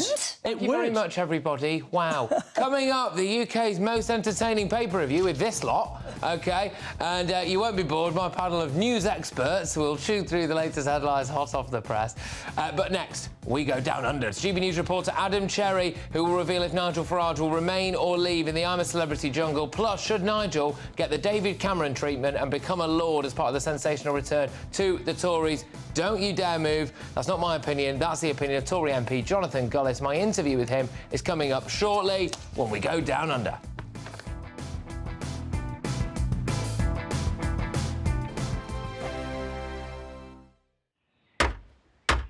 Who is it? We're here for the show. Welcome to the Dinosaur Hour with me, John Cleese. I was married to a therapist. And you survived? I thought we were getting Hugh Laurie. Second best. You interviewed Saddam Hussein. What's that like? I was terrified. I'm playing strip poker with you three. No, thank you. My CDs need to be put in alphabetical order. Are you going to be problematic again? The Dinosaur Hour. Sundays on GB News.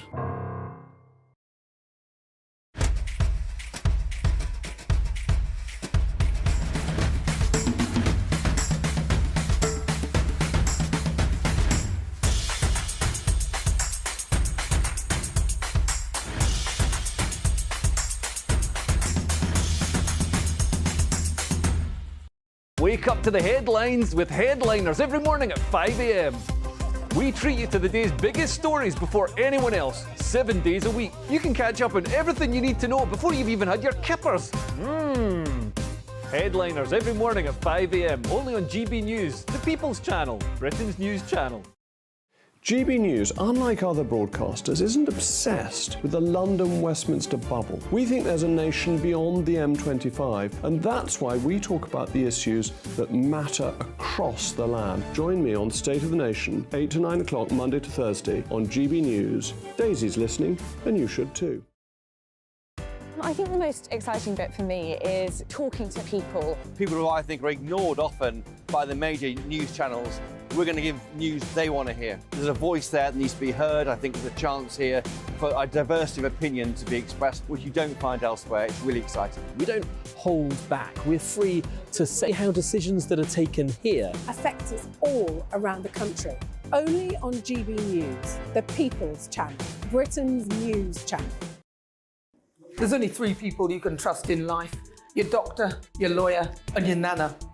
I'm not sure. So join me, Nana Aquare, at 3 p.m. every Saturday and Sunday, where we discuss the biggest topics of the weekend. Be ready for battle. Could you be quiet? What is this? It's my new teeth. It's your new teeth. I don't bite. Well, not without a good reason. Always honest, always fun. Every weekend at 3 p.m. on GB News, the People's Channel, Britain's news channel. Your weekend starts here with Friday Night Live with me, Mark Dolan, 8 till 9 on GB News. Big stories, big guests and big laughs as we get you ready for a cracking weekend. That's Friday Night Live with Mark Dolan, Fridays 8 till 9 on GB News. Bring your own drinks, the admission's free. Tired of the usual focus-tested, pre-prepared Westminster runaround? Well, so am I. So you want higher taxes? Is your department to blame for this? Are you rethinking this policy? Every Sunday at 9:30, I'll be sitting down with those in power to get the truth about the issues affecting you. Let's be honest, we've known about the cost pressures of this project for years, not months. That's the Camilla Tominey Show, a politics show with personality. On GB News, the People's Channel, Britain's news channel.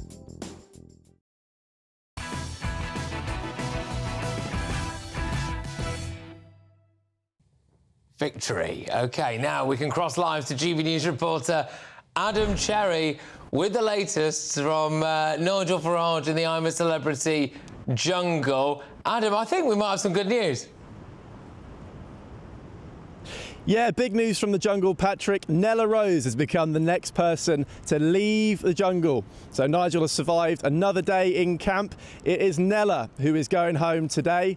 It turns out when you're offended by everyone sneezing in the camp, eventually the public get tired of it. In the last few minutes, Nella's been reacting to her own elimination, and she had this to say to Anton Deck. Quite a revealing moment. I'm not usually put in situations where people don't come from the same walk of life as me. I think Nigel is an amazing person until he speaks about what he really believes in. Well, eventually people just get a little bit exhausted of it, Patrick. So she's the second contestant after Frankie yesterday to go home. So all eyes on Nigel for the next few days. You might have noticed actually in today's episode, again, he barely got any airtime. It was a blink and you miss it episode for Nigel. So again, very interesting. But nonetheless, he survives, and we keep our eye on tonight's and tomorrow's episode. Excuse me.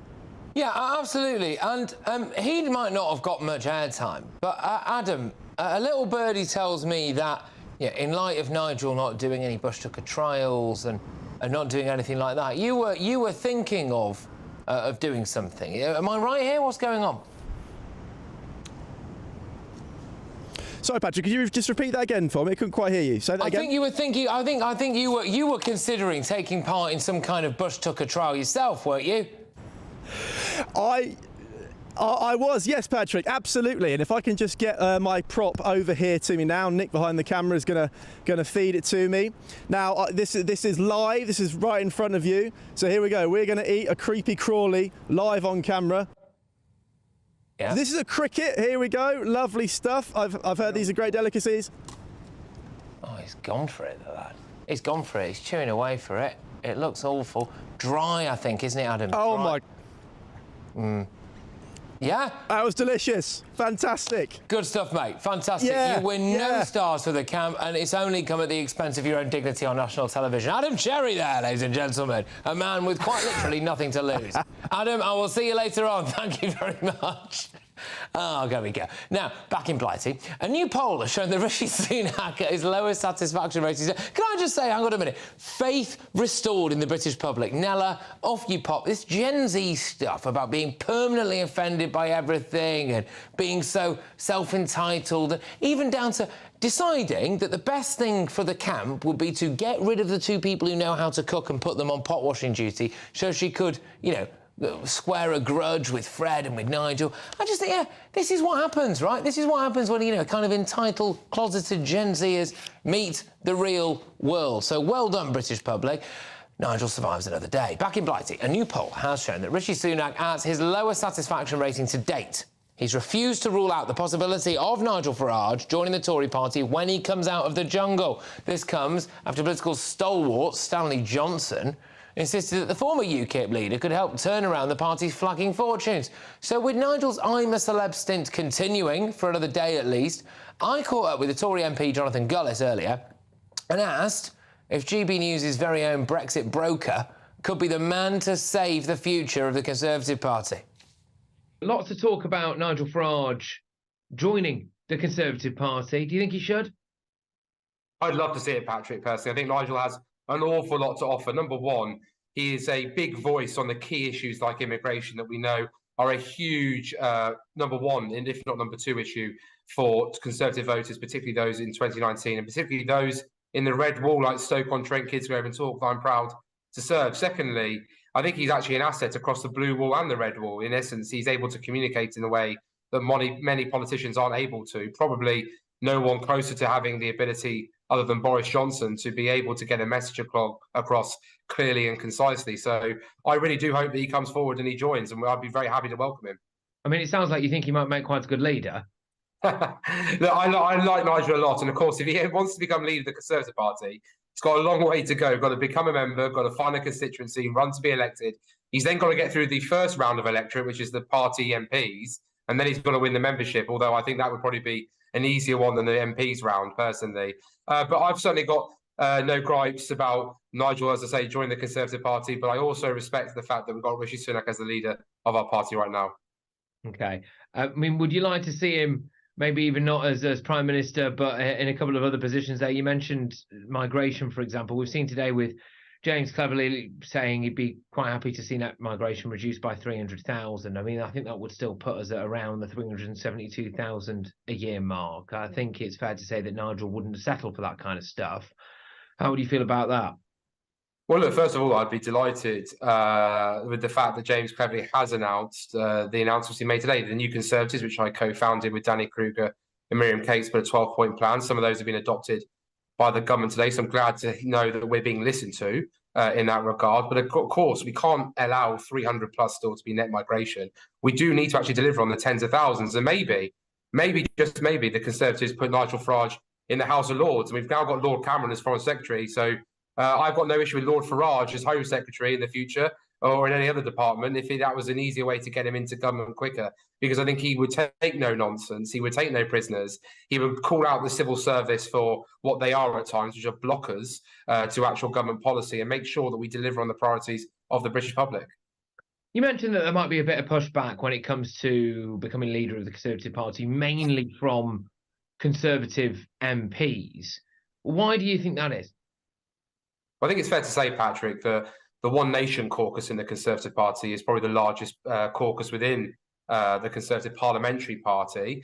And whilst I've got many friends who are very good Conservatives in that area, I do find that they tend to fall into believing that centrism is everything and that centrism is where we should remain. And my big issue with that is that centrism is more about tinkering than actually radical change and radical progress, which is what the British public voted for in 2016 when they voted for Brexit, and what they voted for under Boris Johnson in 2019 when it came to the levelling up agenda and really bringing about a new way forward, investing in our public services, but also giving people tough law and order, tough border control to really demonstrate that Britain is a mighty nation once again. So I think sadly that too many of my colleagues fall into what I call apologetic conservatism, almost feeling that we have to be liked or nice all the time. And ultimately in politics, you have to make tough decisions. You can't always be liked. You won't always make the popular decision, but most of the time you're trying to make the right one. And I think that's what Nigel is unafraid to do. Do you think Nigel could win you a general election? I think, to be fair, against Sir Keir Starmer, I think that we could win an election with Nigel, with Rishi Sunak, with whoever, because ultimately I think that we've got a Labour Party that's incredibly weak, that has no actual policies. I watched Yvette Cooper today, Patrick, trying to talk tough about immigration, trying to, I suppose, bring her Thatcherite credentials like Sir Keir Starmer did shamelessly at the weekend. But you watch those backbenchers, they were squirming all over the place because they don't want to talk about immigration, because they actually have no issue with it, because they still support free movement, something that Sir Keir Starmer campaigned to bring back as leader of the Labour Party back in 2020. So, at the end of the day, I think we've got a huge opportunity here to pounce on a Labour Party that is still just very much saying we're not the Conservatives, without offering any solutions to the big problems of the day. And effectively, we'll probably find a way of trying to rejoin the EU through the back door in order to try and window dress and make us believe that they're doing something else. So, I think that, we're in a really good spot against the Labour Party that is very weak, but we just haven't done enough things to convince the British public that we're credible and we're able to deliver. And that is the bone of my frustration right now. Well, will Nigel Farage end up in the Lords? I'll tell you where he is now if you're just joining us. He's still in the jungle. Nella Rose booted out. Absolute shame. Oh, well, never mind. That was Tory MP Jonathan Gullis. Coming up, with an increase to the BBC licence fee in the offing, would you be prepared to pay £173 a year for services from our state broadcaster? Fleet Street icon Kelvin Mackenzie, he certainly isn't, although I went to the bar with him once and he isn't willing to pay for anything. But next, the UK's liveliest pay-per-view. My panel are ready and waiting to tear into the front pages. Some of them have just landed here in front of me. and it's quite spicy. Has Keir Starmer made yet another U-turn? That's certainly one of them. Find out what else is on there when I see you in 3. Your weekend starts here with Friday Night Live with me, Mark Dolan, 8 till 9 on GB News. Big stories, big guests and big laughs as we get you ready for a cracking weekend. That's Friday Night Live with Mark Dolan. Fridays 8 till 9 on GB News. Bring your own drinks. The admission's free. Wake up to the headlines with Headliners every morning at 5 a.m. We treat you to the day's biggest stories before anyone else, 7 days a week. You can catch up on everything you need to know before you've even had your kippers. Headliners every morning at 5 a.m, only on GB News, the People's Channel, Britain's news channel. In the GB Newsroom, we bring you the news as it happens. With our team of dedicated journalists across the UK, we're ready to give you accurate reporting every day. When the news breaks, we'll be there with bulletins on GB News, the People's Channel, Britain's news channel. Big news, big debates, big opinion. Patrick Christys tonight is the week's biggest show. Every weekday, 9 to 11 p.m, we've got the inside track on the day's top stories. There'll be sharp takes you won't get anywhere else. We will set the news agenda, not just follow it, and I want to bring you along for the ride. Whatever it is, we'll have our finger on the pulse. It's news, but it's this close to entertainment. Patrick Christys tonight, 9 to 11 p.m, only on GB News, the People's Channel, Britain's news channel. Good afternoon, Britain. Good afternoon, Britain. Join us, Tom and Emily, To find out what's happening in the heart of Westminster. and why it matters to you. Weekdays from midday, we bring you the most compelling stories from across the United Kingdom. And from your doorstep to our inbox, That's right, we want to hear from you. GB News. Britain's news channel. GB News, unlike other broadcasters, isn't obsessed with the London-Westminster bubble. We think there's a nation beyond the M25, and that's why we talk about the issues that matter across the land. Join me on State of the Nation, 8 to 9 o'clock, Monday to Thursday, on GB News. Daisy's listening, and you should too. I'm Andrew Doyle. Join me at 7 o'clock every Sunday night for Free Speech Nation, the show where I tackle the week's biggest stories in politics and current affairs with the help of my 2 comedian panellists and a variety of special guests. Free Speech Nation, Sunday nights from 7 on GB News, the People's Channel, Britain's news channel. Tired of the usual focus-tested, pre-prepared Westminster runaround? Well, so am I. So you want higher taxes? Is your department to blame for this? Are you rethinking this policy? Every Sunday at 9:30, I'll be sitting down with those in power to get the truth about the issues affecting you. Let's be honest, we've known about the cost pressures of this project for years, not months. That's the Camilla Tominey Show, a politics show with personality. On GB News, the People's Channel, Britain's news channel.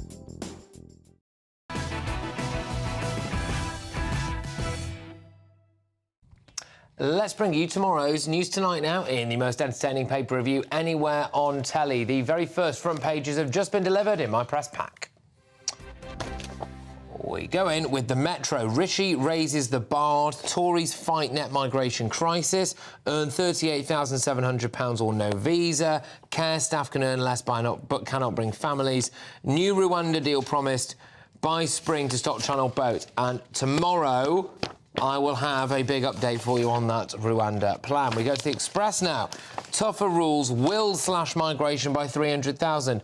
Enough is enough, says Home Secretary. Skilled worker visa rises to £38,700. There's also some guff from Adrian Childs. We go to the Telegraph. Migrant curbs to cut arrivals by quarter. Cleverly tackles crisis, yeah, fine. There's some other stories on there as well on the Telegraph. Hamas traders make millions shorting Israel. Investors with prior knowledge of October the 7th acted. It's quite an interesting report, that, actually, and basically made millions out of the conflict. Starmer admits £28 billion green vow may not be affordable. And we've spoken a heck of a lot tonight about the net migration stuff, so I'm going to focus on the news story, the story that will no doubt be leading on breakfast tomorrow and stuff like that. This is Starmer admitting the £28 billion green vow. Bit more detail for you on this. Sir Keir Starmer has signalled that he may not meet a flagship pledge to invest £28 billion a year in green projects within the first 5 years in number 10. And that's according to, of course, the Telegraph. The Labour leader said the plan to spend the vast sum of money on clean energy projects will only happen if economic growth is strong enough. Carol, another Keir Starmer flip-flop.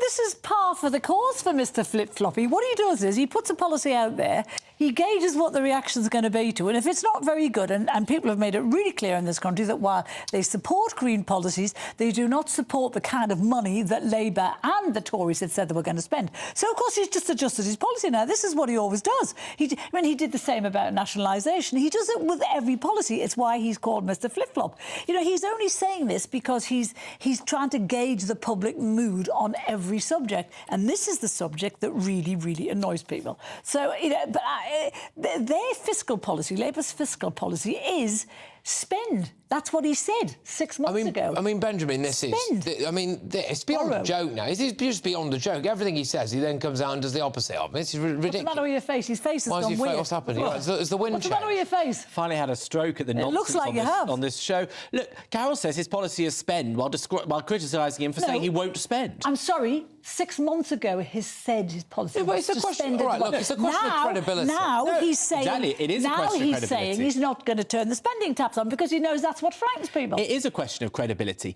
And when he says that he has to get debt down, which is what we desperately need as a country, he's saying that if we don't grow the economy enough, then there might not be £28 billion available to borrow in order to invest in green energy. Tell me, this isn't new. What other planet should you be on to say that a man vying to be Prime Minister says if we don't get the economy growing enough, we won't have as much money to spend? What's his plan for that? Isn't that sensible? What's his plan for growing? Because we've asked him a million times and he doesn't have one. What's his plan? Non-dom. Cut the non-dom status and stop kids going to private school. Yeah, that's going to work. I'll pay for everything. Non-dom. And frankly, having Keir Karma over the chaos we've experienced in the past couple of years. One. Very good. Actually, I come up with these on the spot. You overestimate my research. No, look, last year, Liz Truss borrowed billions of pounds for tax cuts for the wealthiest and didn't so much as inform her cabinet in advance. I'd rather have a Prime Minister that says we have to be careful with borrowing than Liz Truss that tanked the entire economy because she borrowed left, right and centre like she was on a spending. Benjamin, you talk about careful about borrowing. It was Labour who wanted longer, harder lockdowns, which would have crucified our economy even worse than it is now. Trust their actions, not their verbal diarrhoea. We've got time for another front page. Wallop, here comes the Mirror. OK, so Farage makes you kip. This is on the front of the Mirror. I'm a Celeb Insider's brand no personality politician. A waste of money. Nigel Farage has been dubbed one of the I'm a Celebrity's most boring ever contestants. A waste of £1.5 million. This is according to the Mirror. Show team say he's too dull. I'm going to pour a bucket of cold urine over this, mainly because, as I'm sure they must know, we here at GB News are more than aware of a few things going on behind the scenes, which will be fascinating to see whether or not Nigel Farage comes out and reveals all of this. We know for a fact that there are things being spoken about in the jungle that are not making it onto air on ITV, and I can't wait for the Mirror to end up finding out all about that. But it does appear that this Mirror, the Daily Mirror, Carol, the same paper that had two kind of nobody Labour MPs calling for Nigel to be booted out of the jungle for his views. They also ran a poll in the Mirror not so long ago that made Nigel one of the favourites amongst their readers. Maybe they just can't accept that he's actually all right. Well, but the thing is, people who don't know him, and we know what he's like, people who don't know that aren't saying it because the editing going on I'm a Celebrity is ferocious. We know that. We know that if he says something, outrageous or controversial about Brexit or politics, they're going to cut it because the people who signed him up for £1.5 million are different from the people who are doing the editing. So the people doing the editing don't like his politics. It's a bit like the Coots Bank scenario all over again. People making political judgments on him. I mean, do you just think they got him on to try and make him out to be this kind of, kooky little closeted racist, and actually it turns out he's all right and everyone's quite like and they're hiding it.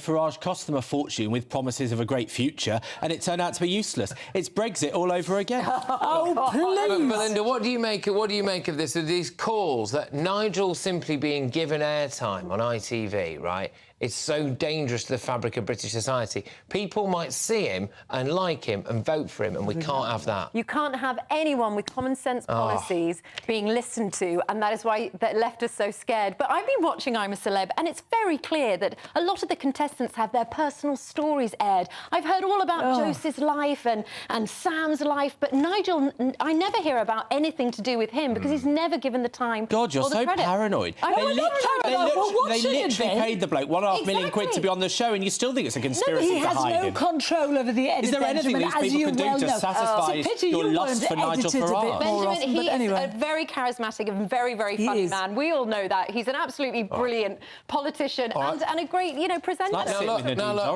Look. It's been a wintry few days for much of the country, with the RAC warning that people should work from home. Sorry for the civil service, isn't it? They're way out of the game. As some areas could experience an ice rink Monday.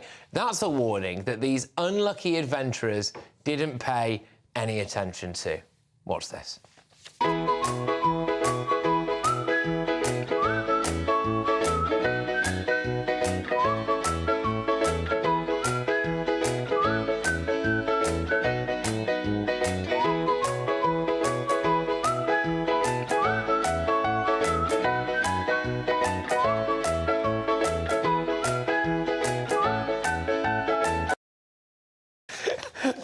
What kind of evil, sadistic person doesn't go out and say, watch out, there's black ice over there, right? You can see that the light changes in that clip as well. So he's been there all day, that bloke, filming people on their backsides. Hopefully nobody got hurt. Funny or evil, Belinda? I think that is a bit mean. I would have gone out and put a bit of salt on. Benjamin? Funny. Why did you do that? Carol, funny or evil? Anything for the views. Funny. 2-1. All right, OK, well, there we go. Now, OK, there's still loads to come here because I've got some more front pages for you. And former Prime Minister Liz Truss bravely stands up for women's rights against the extreme trans lobby. Do single-sex spaces need to be protected by law? I'll be talking about that when I crown my greatest Britain and Union jackass. But next, would you be prepared to pay 173 quid a year to watch the BBC? You know, the ones that had a trans conversation with an alien on Doctor Who. You know, the ones that made Isaac Newton black on Doctor Who. There's a theme there. Kelvin MacKenzie unleashes on proposed rises to the licence fee. All of that and his reaction to the more of the front pages. Don't move.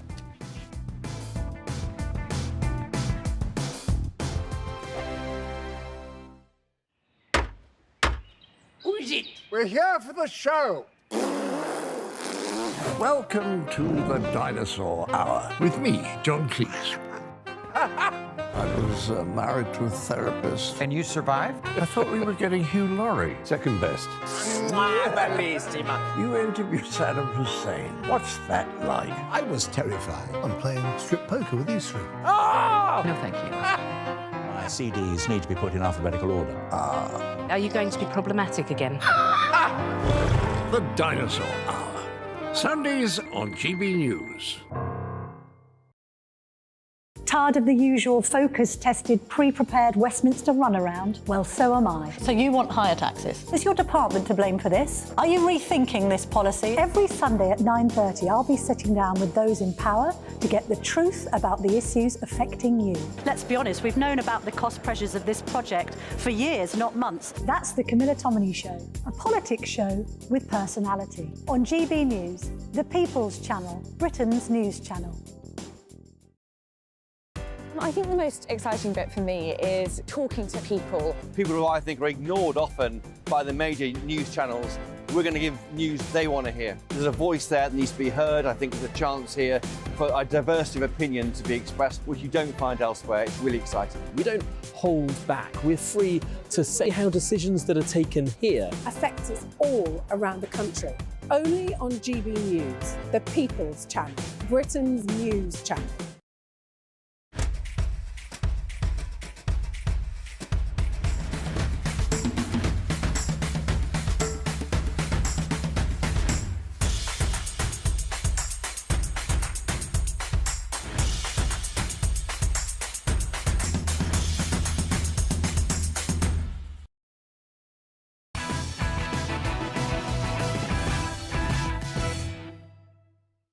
I'm delighted to welcome back to the studio former editor of The Sun, Kelvin MacKenzie. Now, Kelvin, we have more of tomorrow's front pages to look at. We start with The Sun, don't we? So, access denied. It says plan to slash influx to 300k. It's another migration story there. The old net migration cut. We go on to the Daily Mail. Yes, we do, at some point soon. Biggest ever clampdown will slash net migration by 300,000. The Guardian also says Sellafield nuclear site hacked by groups linked to China and Russia. Fears that confidential data was accessed in attacks first detected in 2015. The UK's most hazardous nuclear site, Sellafield, has been hacked into by cyber groups. Yeah, just quickly return to that mail, bring it up on the screen there. It's that net migration story again. We've also got the Times and the Eye here as well. Kelvin, I'll get stuck into the one on the Sun with you. Do you know what I can't understand? I don't understand why they're all celebrating this. The Tories have been in for 13 years, right? I'm on Labour's side on this. Why on earth haven't they done something about this before? Why do we have to get to 750,000 or 1.25 million over 2 years before somebody in the Conservative Party says, hello, I don't think this is good politics? It's absolutely shocking, beyond shocking. The most interesting story there is a Telegraph story about, have you read about the Hamas trading on the Tel Aviv Stock Exchange?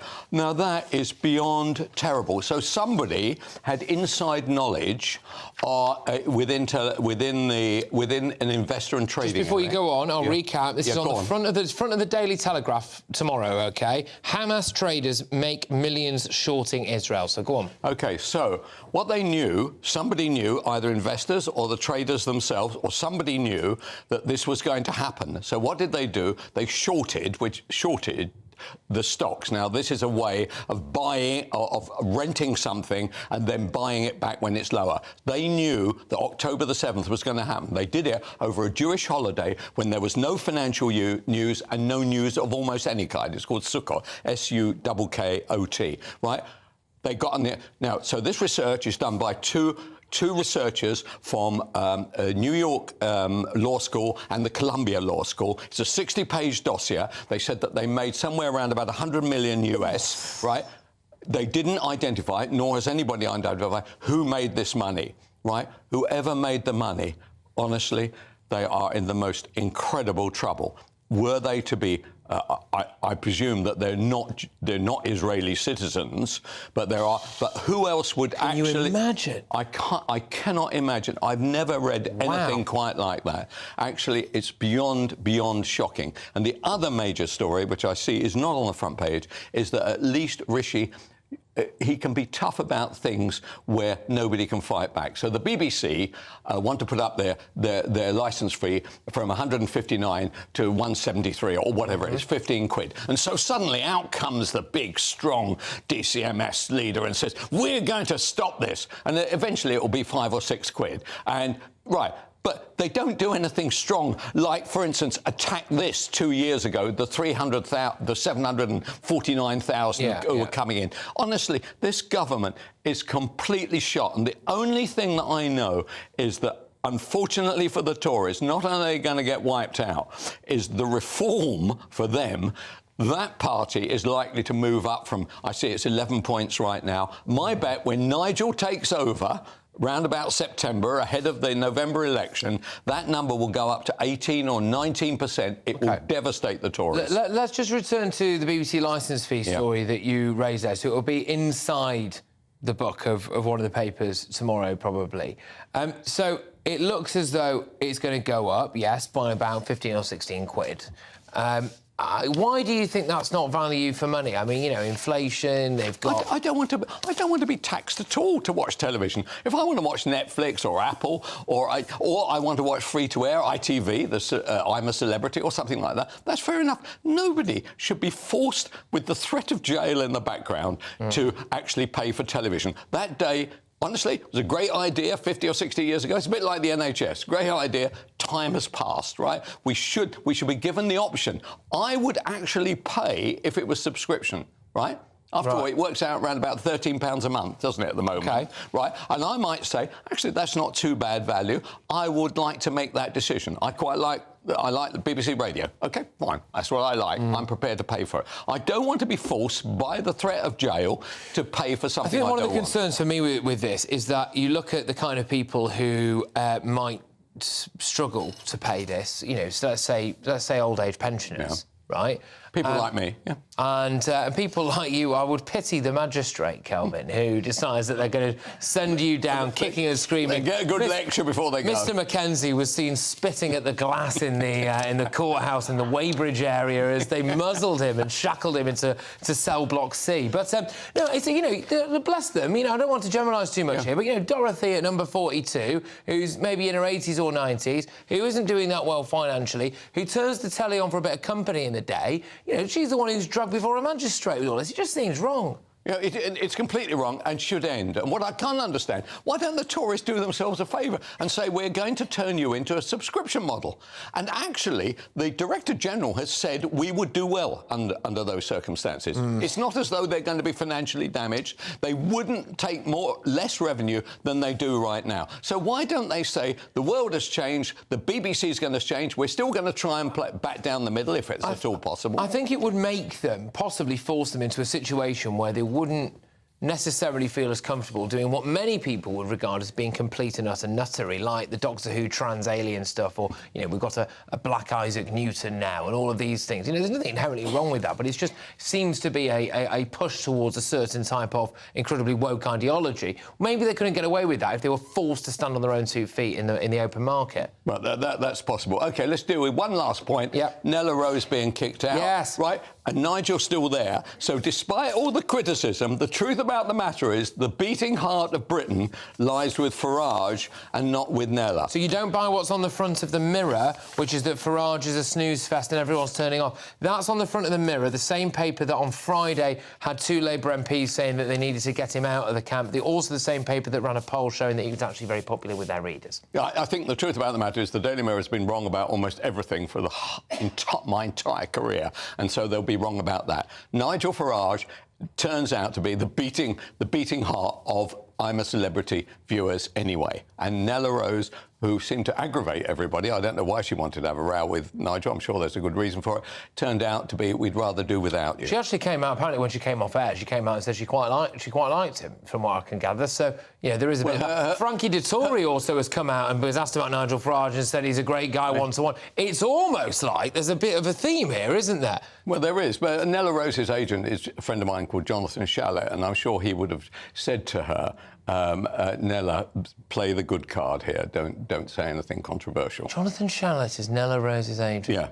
Is he? He's by the way, very clever bloke, very nice man, by the way. Ah, fantastic. Well, there you go. I wonder how many people in the I'm a Celeb camp he is the agent for. It's Probably all of them. You tell you what, you want to go around to Shallot's for Christmas. I'll tell you. Anyway, Kelvin, thank you very, very much. That's Kelvin Mackenzie there, the Fleet Street. Well, the wolf of Fleet Street himself. I'm delighted to welcome back my my panel into proceedings now, because it is time for Greatest Britain and Union Jackass. Right, OK, so who do I start with? Carol, am I starting with Union Jackass or Greatest Britain? What should we start with, people? Greatest Britain, go for it. Greatest Britain. Greatest Britain, go on. OK.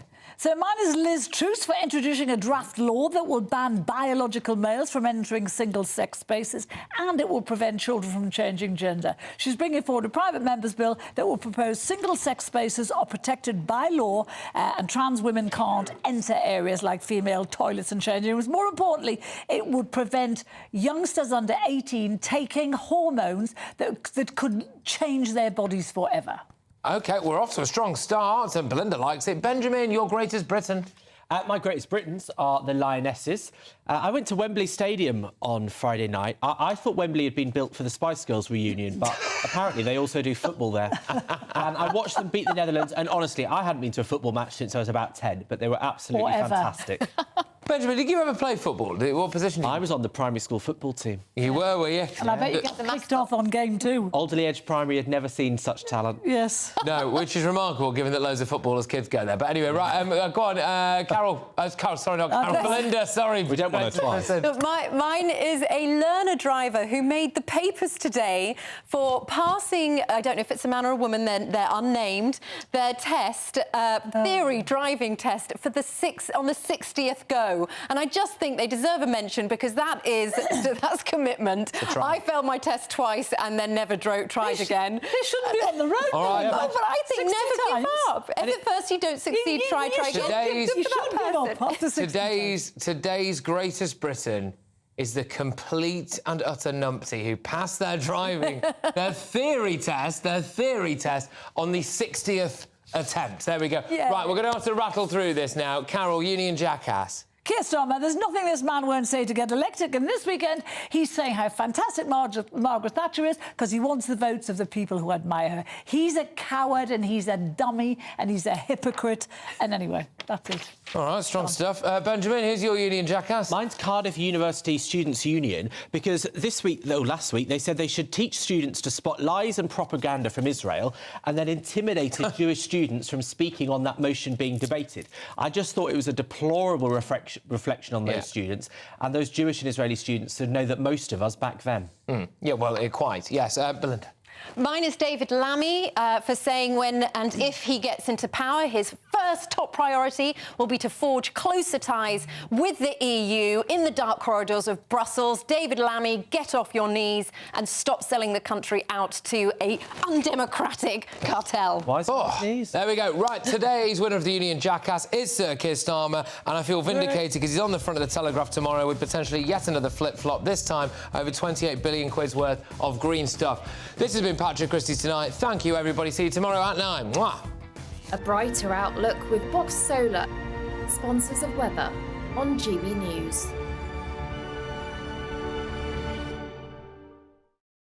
Hi there. It's Aidan McGivern here from the Met Office with the GB News forecast. It's been a bit of a grim day for many parts of the UK. The rain eases over the next 24 hours, only gradually, however, and then clearer and colder weather returns to the UK, albeit briefly, before further areas of low pressure come our way later this week. So the first area of low pressure is clearing. It's clearing to the southeast. Wrapped around it, a number of occluded fronts. That means bands of rain continuing for southern Scotland, northern England, into the Midlands, parts of Wales and the southwest, also seeing a number of showers overnight. But the more persistent rain is gradually easing. Northern Scotland, meanwhile, sees quite low temperatures overnight. Temperatures down to -5 Celsius in places, and with some showers feeding in overnight as well. There'll be a few slippery surfaces first thing on Tuesday to watch out for. But that's where the brightest weather will be, and that brighter weather will spread into southern Scotland, much of Northern Ireland, western England and Wales by the afternoon. Central and eastern England still subject to outbreaks of rain or showers even into the afternoon, and staying cool here with the breeze from the North Sea. But then the rain clears widely and an overnight frost returns to many places by the start of Wednesday. Some freezing fog patches as well, but actually it's a bright day for many in the east, with wetter weather returning by the afternoon into the west. That wet weather turns to snow over northern hills overnight, but milder conditions return to all later. That warm feeling inside from Boxed Boilers, sponsors of weather on GB News.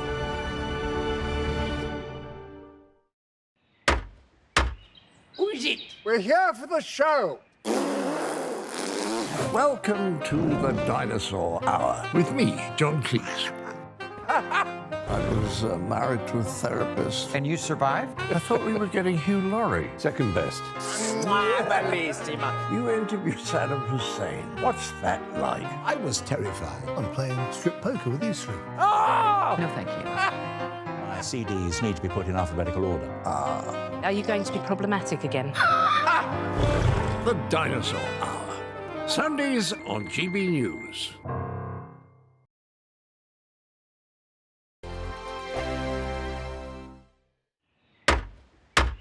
Who is it? We're here for the show.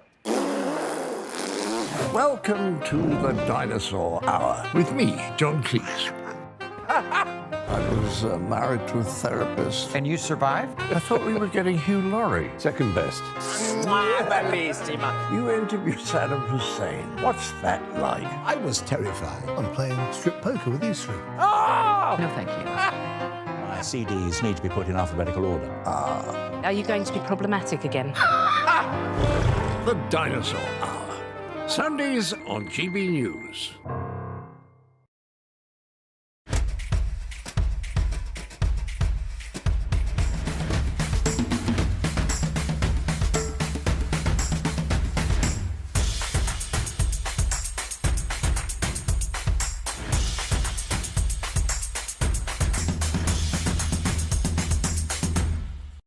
Wake up to the headlines with headliners every morning at 5 a.m. We treat you to the day's biggest stories before anyone else, 7 days a week. You can catch up on everything you need to know before you've even had your kippers. Headliners every morning at 5 a.m, only on GB News, the People's Channel, Britain's news channel. GB News, unlike other broadcasters, isn't obsessed with the London-Westminster bubble. We think there's a nation beyond the M25, and that's why we talk about the issues that matter across the land. Join me on State of the Nation, 8 to 9 o'clock, Monday to Thursday, on GB News. Daisy's listening, and you should too. I think the most exciting bit for me is talking to people. People who I think are ignored often by the major news channels. We're going to give news they want to hear. There's a voice there that needs to be heard. I think there's a chance here for a diversity of opinion to be expressed, which you don't find elsewhere. It's really exciting. We don't hold back. We're free to say how decisions that are taken here affect us all around the country. Only on GB News, the People's Channel, Britain's news channel. There's only 3 people you can trust in life. Your doctor, your lawyer, and your nana. I'm not sure. So join me, Nana Aquare, at 3 p.m. every Saturday and Sunday, where we discuss the biggest topics of the weekend. Be ready for battle. Could you be quiet? What is this? It's my new teeth. It's your new teeth. I don't bite. Well, not without a good reason. Always honest, always fun. Every weekend at 3 p.m. on GB News, the People's Channel, Britain's news channel. Your weekend starts here with Friday Night Live with me, Mark Dolan, 8 till 9 on GB News. Big stories, big guests and big laughs as we get you ready for a cracking weekend. That's Friday Night Live with Mark Dolan, Fridays 8 till 9 on GB News. Bring your own drinks, the admission's free. Tired of the usual focus-tested, pre-prepared Westminster runaround? Well, so am I. So you want higher taxes? Is your department to blame for this? Are you rethinking this policy? Every Sunday at 9:30, I'll be sitting down with those in power to get the truth